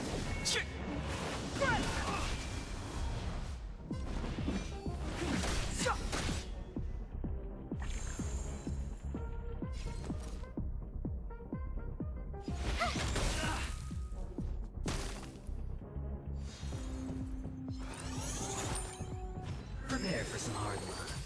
Go away! Scoundrels on. Let's go.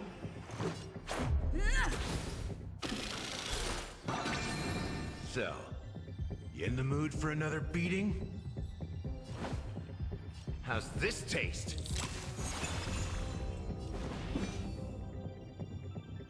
The time is now.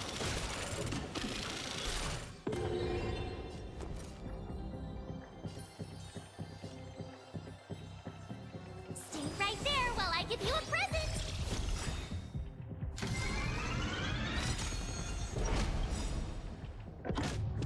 The dice are king. All or nothing! Rules are made to be broken.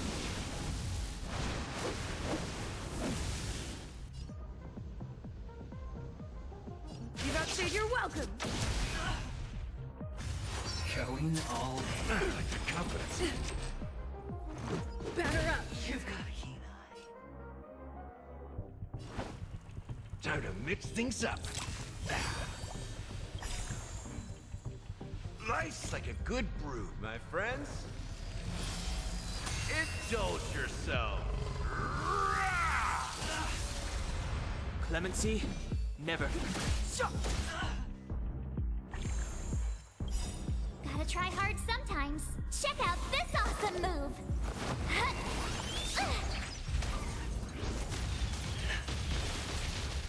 You have the worst luck running into me. With me out here, how can we lose? Final play coming down from a... You can't run! Let's make it quick.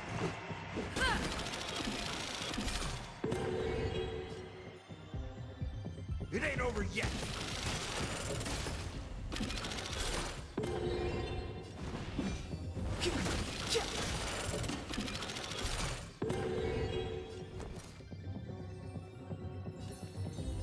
Stay right there while I give you a present!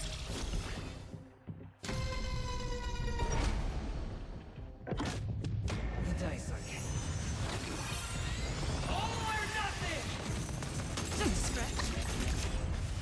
Let's up the ante this one.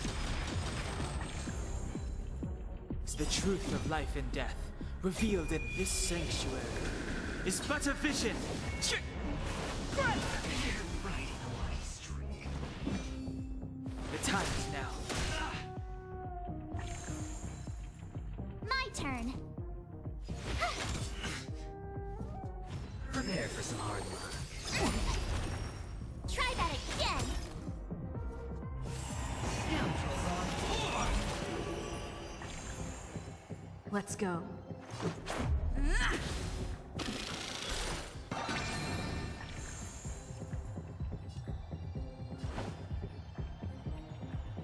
How's this taste? Thanks a lot. Clemency? Never. You have the worst luck running into me. With me out here, how can we lose?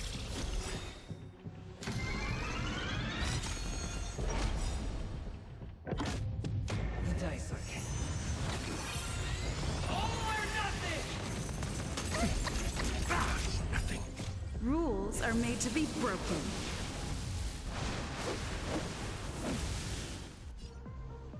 Decisive strike!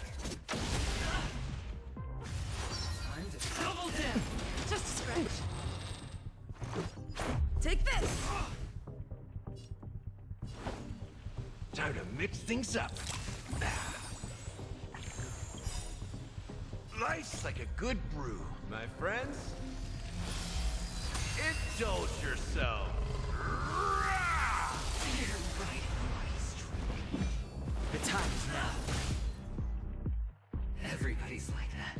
Down to the last player. So why can't I be happy too? Why can't I feel that free?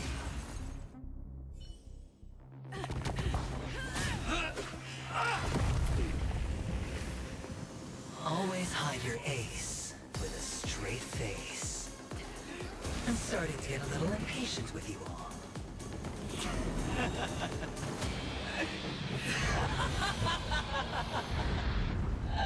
Friends, to fully relish this, I'm betting every last chip.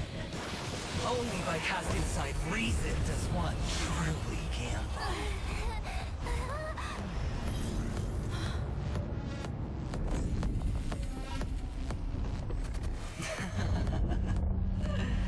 Emanator, I know you'll match my wager, right? You're leaving?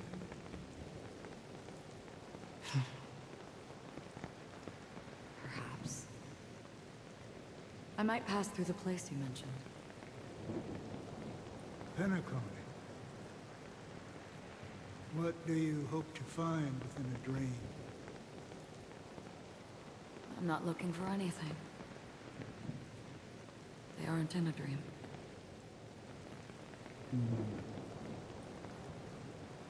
I'm afraid the family will not open the doors for you. Why? Because the path you walk is not accepted by the Harmony. Even if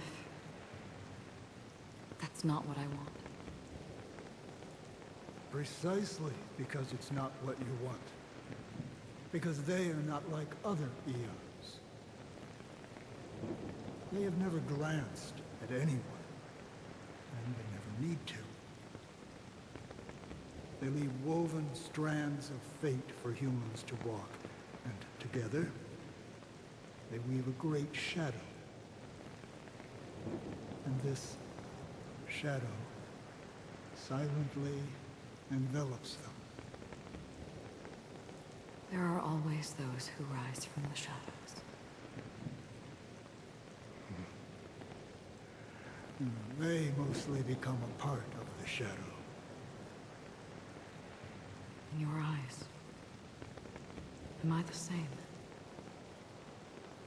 You still have a strand of color, but not much.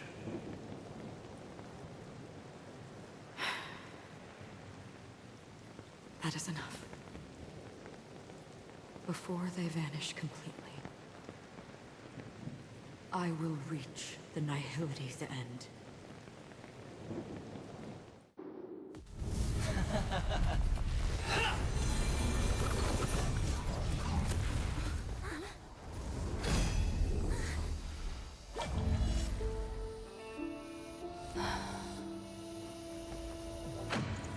I wish to mourn the departed, weeping like rain, to swell the crossing stream.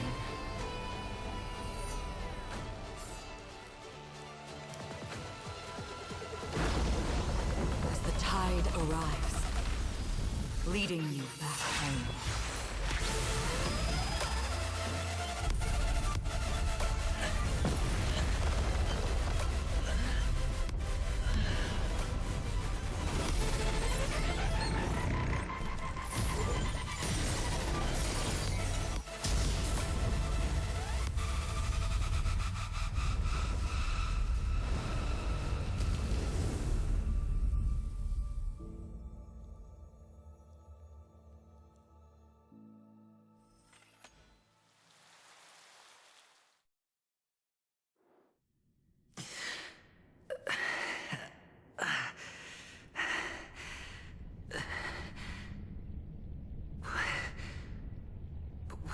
This place.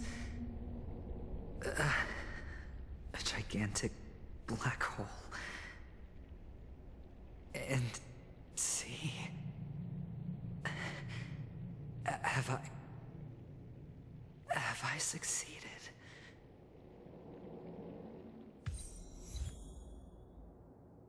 Welcome to this sad world, Kakavasha. Your good luck is the most precious wealth we, all Avgin, have. If you come out alive after 2 days, it proves that you're the real deal. Wealth, status, power. The IPC will give you whatever you... As for us, we will reunite in Kakava's next Aurora. It's a pity this is not the place you were expecting.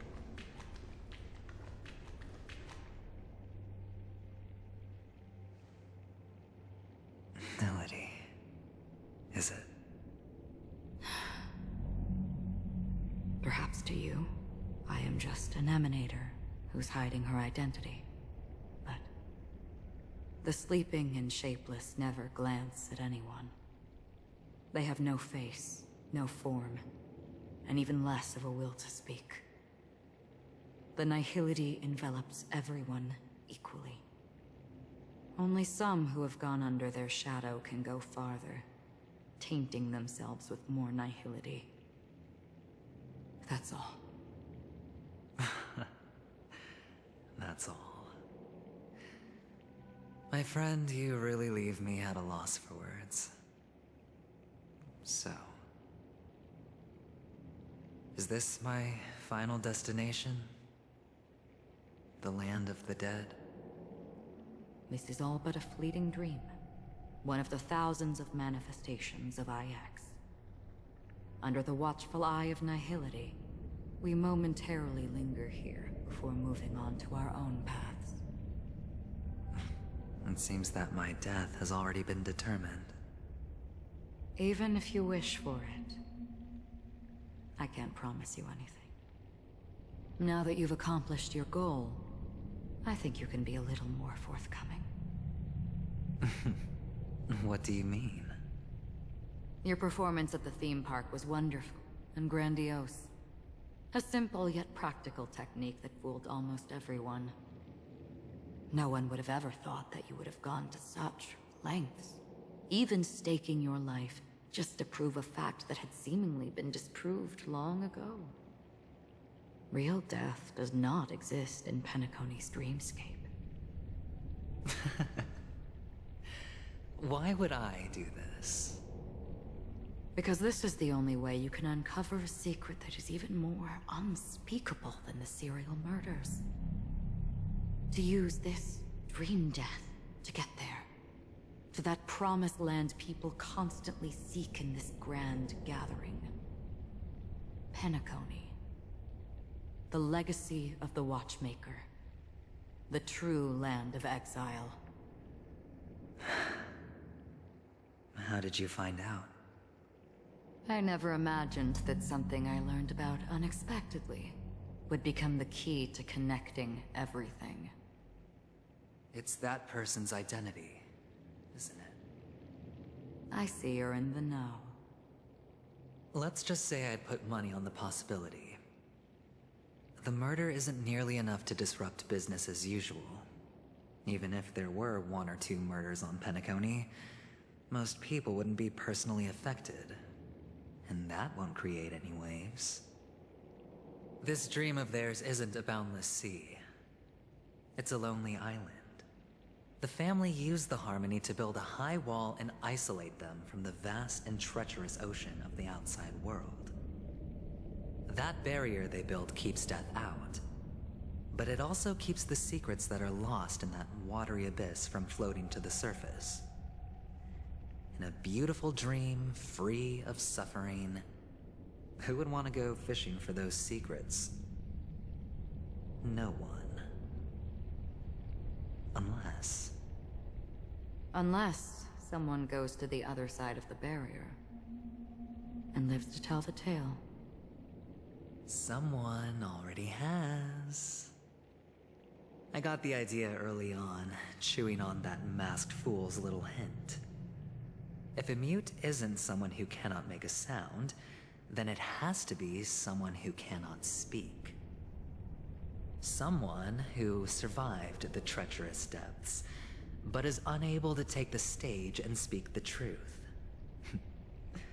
Well, I'm happy to know she's safe and sound, and still on Penacony. Hint? Is that not proof? Well, proof is the one thing I don't have. The only thing that can prove these conjectures is for the family to come clean. And with the way they buttered up these outsiders, it seems pretty clear they're intent on covering their tracks.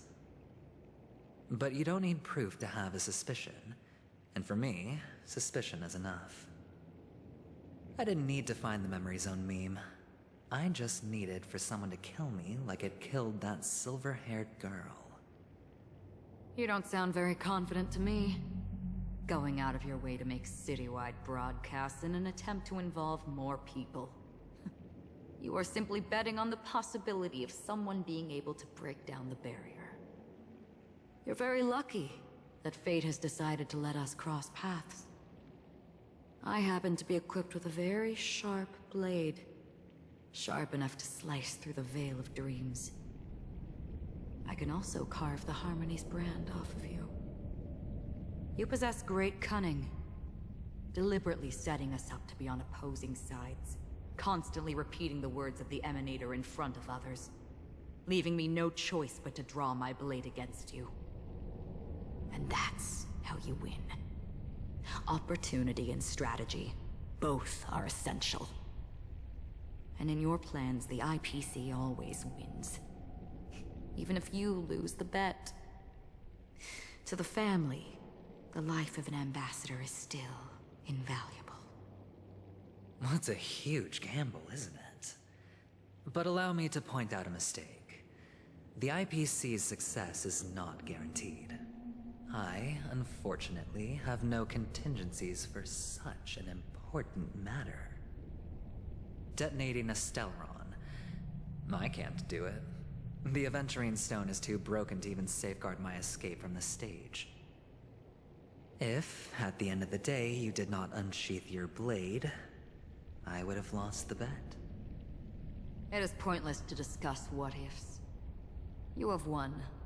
Your prize is an entry ticket into that deep sea. And after this, whether you can return from the abyss is another gamble of yours. Have you never wavered? Wavered? Of course I have. But I can only bank on my own good fortune. Because other than that, I have nothing. Wake up from this dream and go to where you should be. Your gamble is not over yet.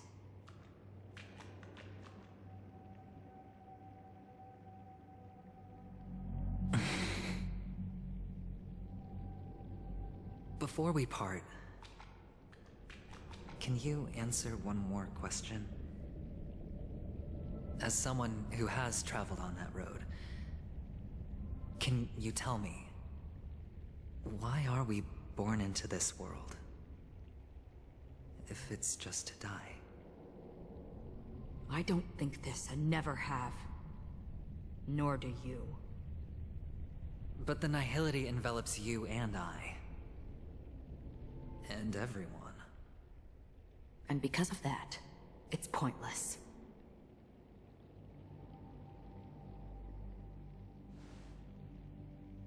But it is still there. If the dice of fate are always weighted, then that is our destiny. Why, then, do we struggle against it? My answer might not be able to resolve your confusion, because it has been with you throughout your journey and is already a part of your life. But you said, sleep is the rehearsal of death. So why does life slumber? Because we are not ready for the final rest. So you can definitely understand why we want to be prepared. Even if the ending has been predetermined, that's fine.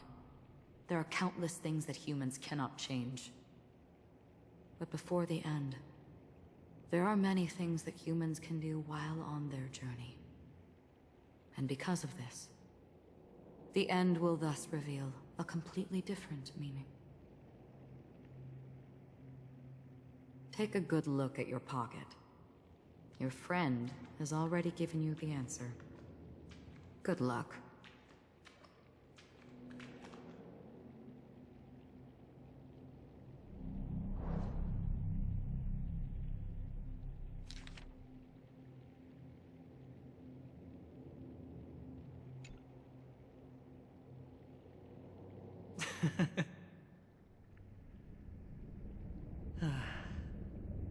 Then I shall get going.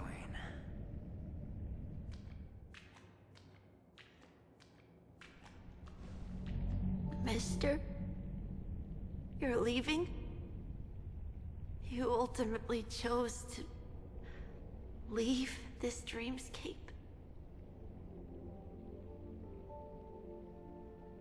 Yes. Because they are not here. My papa, mama, and big sis. Then where are they? They are in a place where everyone will go. A very, very distant place. Then are you going to? I'll get there one day. But not now. There will come a day when the sky will drizzle, and I will hear the call of Gaiathra Triclops, and know that it is time for me to go, and be reunited with my family. So, Until that time comes, I should be preparing. Preparing for what? Well, preparing to face them, Kakavasha. And to make them proud. I know you'll be able to do it. Good luck. Well, of course. For I am a child who received the blessing of Gaiathra Triclops.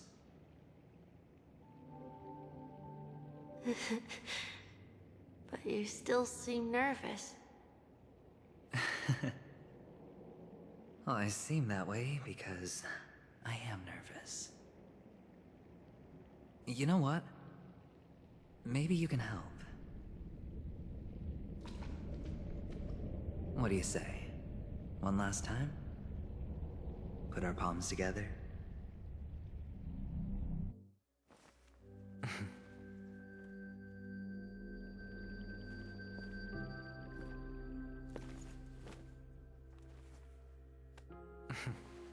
Are you going now? Yes.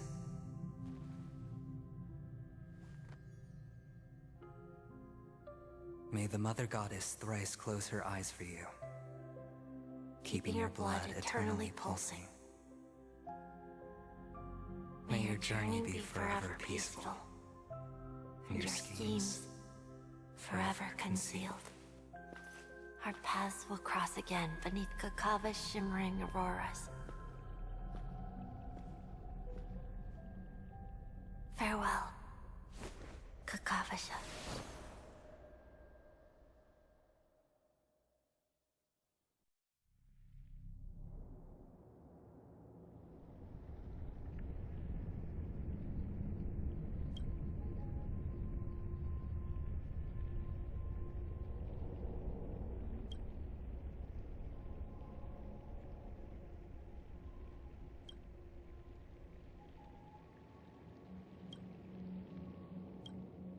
The light of the Aventurine Stone has disappeared.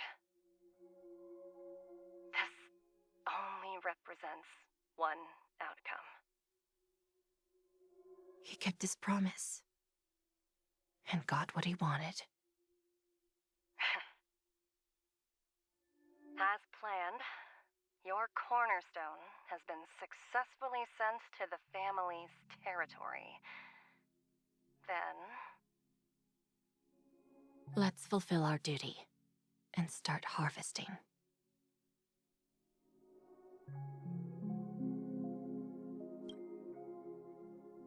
I come for an audience. I come to fill wine, and I come to claim. I bestow poison in the guise of sweet dew.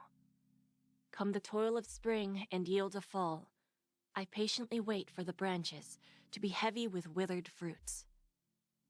All for the Amber Lord.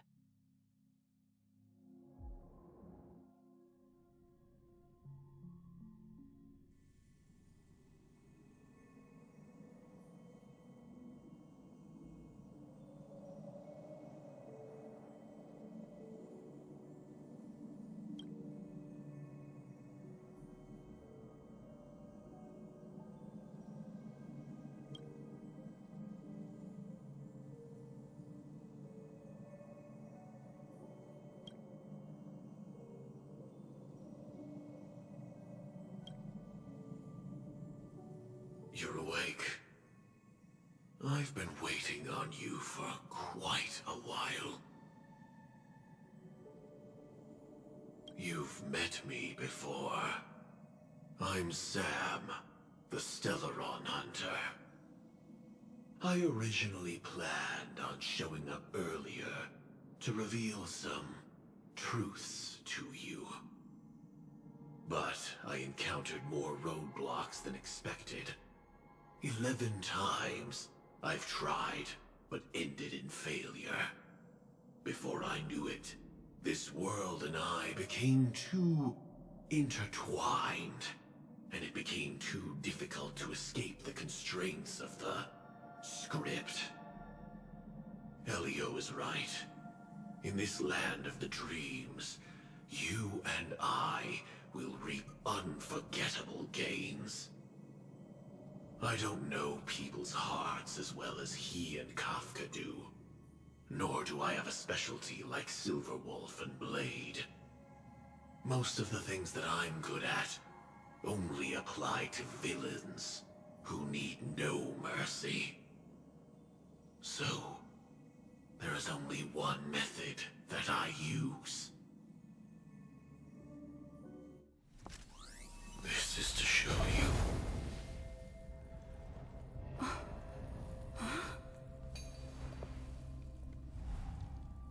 All that I am.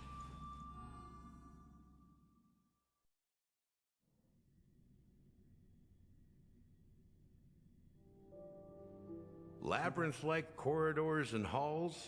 Traps everywhere? The owner of this mansion must be a bit paranoid. You are so funny, Mr. Security Officer. I hope that sense of humor of yours has helped you find the serial killer. Just expressing a personal opinion. Why? Did I hit a nerve? Mr. Gallagher, my patience is wearing thin. Neglecting duties will only make me more suspicious that you and the real serial killer are connected.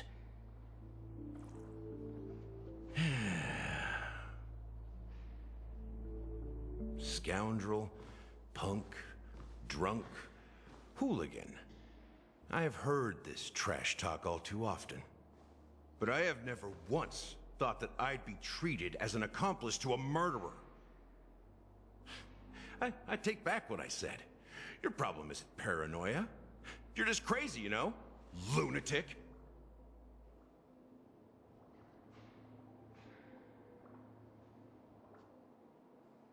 You, the family, you broke my spine and pulled out my fangs, and now you want to accuse me of murder? Ridiculous. Only idiots who've drunk too much Soul Glad will berate a stray dog in the streets. What exactly is making you say all this nonsense? You should be more concerned about the Outworld visitors who are making a scene in the theme park than me. I don't need you to remind me. The moment that ambassador walked out the doors of the mansion, I knew what he was trying to do. My servants see everything. His little magic tricks may have fooled me, but no matter. I'm happy to see how things have turned out. Why do you think that I just let him go? And why do you think I emptied the theme park stage? Because my target from the beginning has always been you, Hound. The more noise he makes, the more opportunities I have to make you and your true master pay in blood. If I were really the murderer, why would you need to be so secretive? Ha! I forgot. You also have a difficult master to serve, telling you to ignore the murder case and focus solely on that Charmony festival. Isn't that right, my brother? Looks like your disguise has helped you successfully understand every facet of the family. Disguise? You must be blind to be accusing me of being a fake. Open your eyes, take a good look.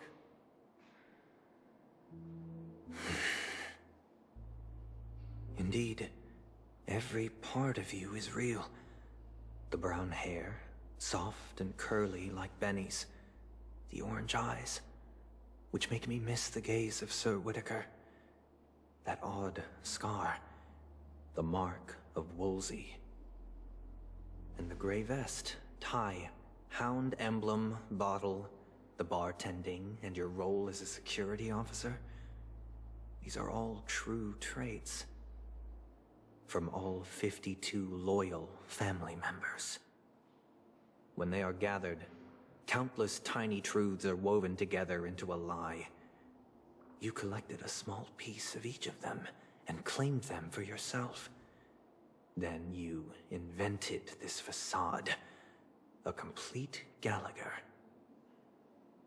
Tell me I'm wrong, minion of the Enigmata.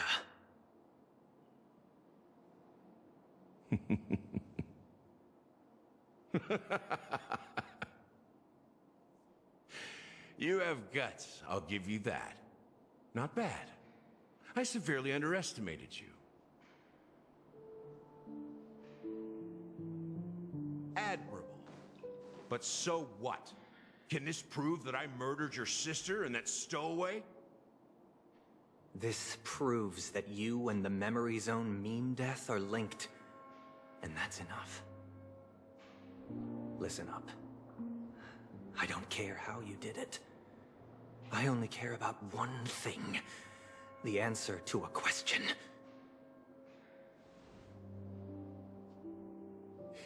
You devil. You wretched, despicable dog. Why did you kill her?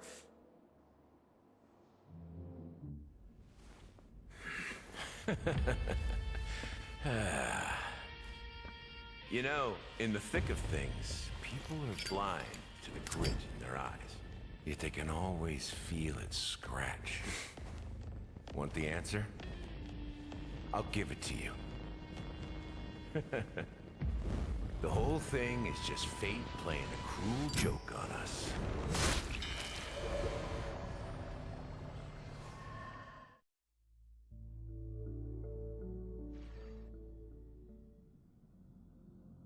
Newsflash! Penacony's Charmony Festival has entered its countdown phase. Accompanied by Clocky's TikToks, after 12 system hours, this grand celebration will commence with much fanfare. I already told you! We can talk things out! I'm sorry, Fluffy. I really have something urgent to attend to, so I had no choice but to resort to asking this favor of you all. Since you already know what you're doing, I'll also have to remind you of its risks.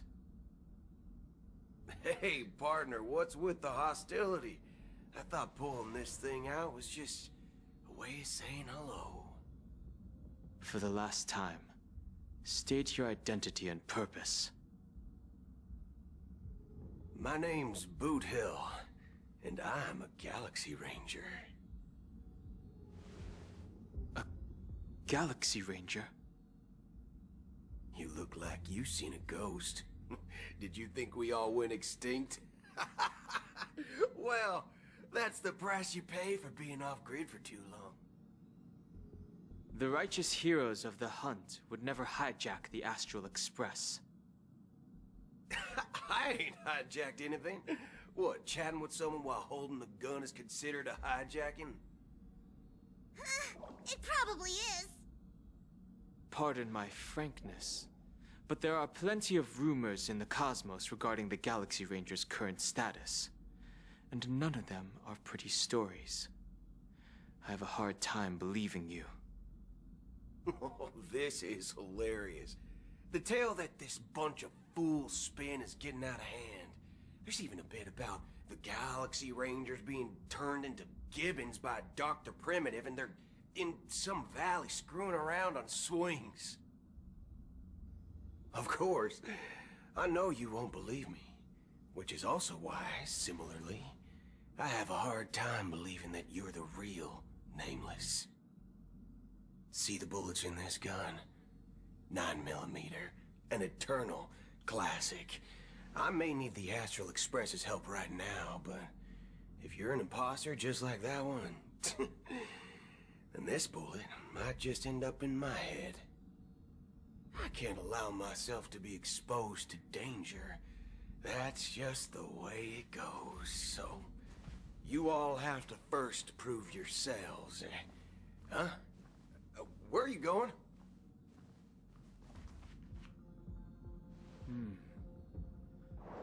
Recognize this? It's a model fudger.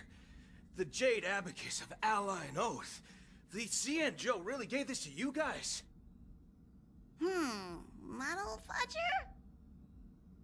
This is the Jade Abacus gifted to the Express by the Shenzhou Luofu's general, Jing Yuan. Its presence on board serves as the Shenzhou Alliance's official recognition of the Express. Is that enough? Not bad, kiddo. And across these sprawling stars, a gentle squeeze is all it takes to rustle up a whole legion of Cloud Knights. Now, I reckon that'd be one fudging sight to behold.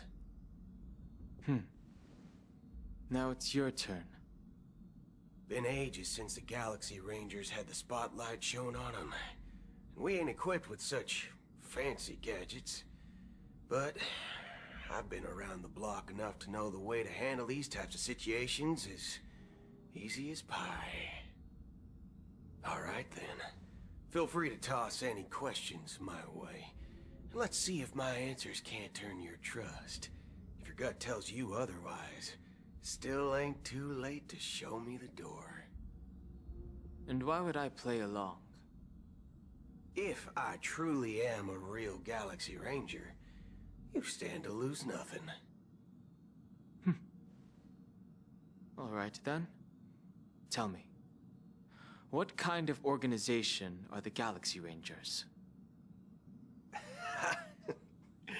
My friend, this question is a hard one. I don't think I can even consider us an organization to begin with. Everyone's on their own fated path along the hunt, with their own resolute sense of righteousness and not so welcome among such so-called universal values. This reply does not instill trust, and only makes your predicament more precarious. I'm guessing you're gonna ask about some form of shared faith, right? But us Galaxy Rangers don't need that sort of thing. What brings us together is a shared bottom line. Never bully the weak. Never kill the innocent. These oaths aren't some lofty beliefs, but the fundamental bottom line that one must never cross as a person. As Galaxy Rangers, we strictly adhere to the bottom line. When someone crosses them, the hunt's vengeance will surely come knocking. And in this moment, the other crucial meaning of bottom line comes into play. As long as you don't cross it, you're free to do whatever you please. You catch my drift? Second question. Why do you seek trouble with the Astral Express? I already said that I seek no trouble. I must go to Penacony for a matter. But I don't have an invite. And I can't even enter the family's hotel doors. If only I could borrow the Nameless's identity. The entire cosmos knows your guess of the family. Aren't the Galaxy Rangers also esteemed guests? Oh, you've hit the nail on the head. This is why I'm here. It's fine if I tell you. The Rangers are pursuing an imposter. A son of a nice lady posing as one of us. She's on Penacony right now. My informant is a memo keeper. She's the same as all mimetic organisms, appearing one moment and gone the next. She scares the fudge out of me. Still, she gave me some vital info. That Galaxy Ranger imposter. Who is it? Is that the third question? Is it a hard question? It isn't. Just that you might not believe me. That person calls herself Acheron. And according to our informant, she could be an emanator of nihility. That's impossible. That's what I said. Don't worry.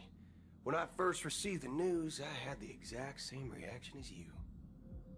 IX never gives anyone so much as a first glance, and that's perfectly normal. What reason would they have to bequeath strength unto mortals? Then you must know that emanators can also conceal their own identities, which, for many people, it's better that way. Otherwise, there'd be wanton bloodshed across the cosmos, or even, perhaps, turning their back on the path they're supposed to follow. I had the good fortune of running into an elation emanator. Its appearance was no different than that of those clowns. If it weren't through sheer luck that I got it drunk, I would have never known of its eminent status.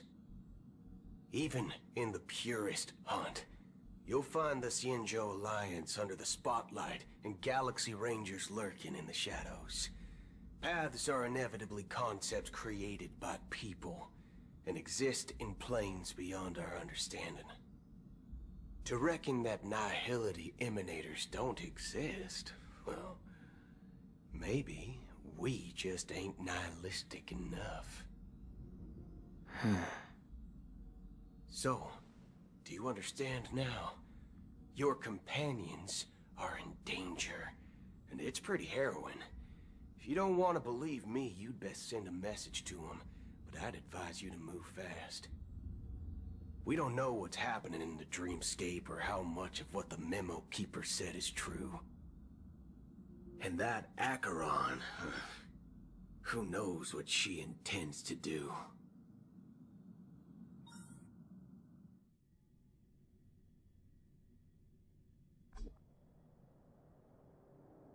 I don't intend to do anything. That's not up to you. Did you know? People who come to the land of dreams for the first time, they'll subconsciously stop to reaffirm that they're still walking on solid ground. And then they will unanimously raise their heads to gaze at the sky. Be it reality or dream, staring at the sky is instinctual for humanity. Since the day that the golden hour was completed, it's always been there, watching over every single night of decadence. But now this night sky has been mercilessly severed, dyed with the mist of nihility. And this whole event happened within the course of a single slash of a blade. A single slash of a blade isn't really accurate. It was actually 2 blades, just that the second one was faster.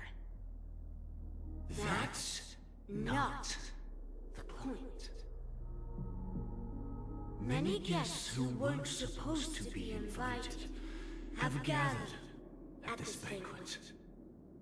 Even if the harmony is all-embracing, I have no choice but to show some of them the door. For the sake of Penacony and the peace. The planet of festivities has no place for you, a puppet of nihility. Those who live in the shadows do not bear the right to tread the illuminated stage.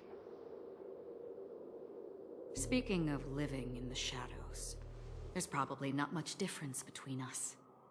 It's only polite to reveal your true self, at least when speaking to others. Penacony's Dream Master.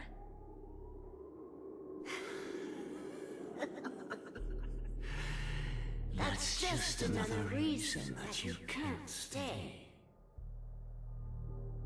Whether you believe it or not, this is the real me. We are one. Is this the united as one that the family espouses? My mortal shell has long since dissipated. The Oak family's 107,336 offspring are now my eyes, ears, and mouths, spreading joy across dreams when required. and in times of essential need, exiling evil from this haven in my stead. From the sound of it, it seems like you're asking me to leave, Penacony. I am glad that you're an understanding one. Alas, I'm not asking. If you think you can. Are you threatening me? I ended it with a period. It was a statement, not a threat. Knowing who I am and still showing such malice. You're not the first, nor will you be the last. This scene played out many times before. And usually, when faced with my questions, most people retort, "Why can't I?" The result has invariably been that they can't. You are confident, but be reminded, the family is forgiving, but not weak. The cords of the harmony extend across worlds. If you do not comply, when the blade is unsheathed for even a hair's breadth, you will never be able to escape the eternal Centurion's wrath in all of your lifetime. 137 individuals. That is how many heathens I have exiled since I became Dream Master. Among them were those who once severed my wings, and those who immolated my body. And here I stand again, about to add another mark to the tally. And you will die. I mean, all of you will.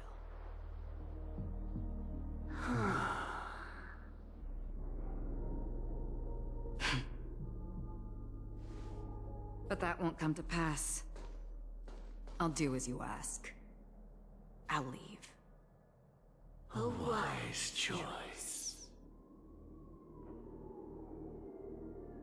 I wasn't aware there was a choice. To you, that surely is the only option. Please bear in mind, you and Penacony are of different worlds. Those born on the far bank cannot seek solace across the river. Leave and never return. The radiance of the planet of festivities is overwhelmingly bright, luring in tricksters, wrongdoers, and criminals. But even the harmony itself will never welcome the self-annihilator of nihility. And even more so, when this self-annihilator heralds the destruction of everything. Your strength is obviously a gift of the sleeping and shapeless, immeasurable and fathomless, like a tributary spawned from the abyss that brings death and sin to all. Acheron, a befitting name. Take it from someone on the other side of your so-called river. You know better than I do that Penacony has already deviated from the harmony. Whatever your intentions may be, I foresee only one outcome. Its future holds nothing but nihility. Just like all the worlds that have drowned in their shadow.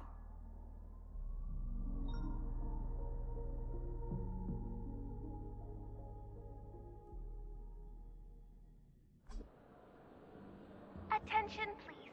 The unusual event that occurred moments ago was due to a technical malfunction at Clock Studios theme park. The family has promptly responded to secure the area, and we're happy to report that there have been no injuries. Oh, I swear that was no movie shoot. So many chips fell from the sky, and I even caught one of them. But it vanished in an instant before my very eyes. Excuse me. Are you talking about the Clock Studios theme park incident? Hmm? Yeah, what about it? Oh, Miss Robin! Am I seeing things right? No need to worry. I apologize for any inconvenience caused to your delightful dream journey. What you just mentioned about the chips really piqued my interest. Would you mind providing more details about the incident? Oh, it was just those chips you normally see everywhere. The green ones? They fell from the sky as if it were raining. And then those chips simply disappeared. It appears to be the Dream Sim tech the Iris family has been developing. Huh? Miss Robin, you mean those chips were all part of a performance? But I really... Shh. This technology hasn't been made public yet. It was originally planned to debut at the Charmony Festival, but it seems it's been leaked. Can you help me keep this secret? The raining chips were supposed to be part of my act. Oh, I see. Then it all makes sense now. I'll do anything to help make the Charmony Festival a success. Thank you. As appreciation, I'd like to give you a token gift. Oh, this button is... Press it at just the right moment in the celebration, and there could be an unexpected treat in store for you. All right. It looks like there are other guests who are also confused. I'll have to excuse myself. Please, enjoy the dreamscape. So many people talking about it. This commotion at the theme park definitely made waves.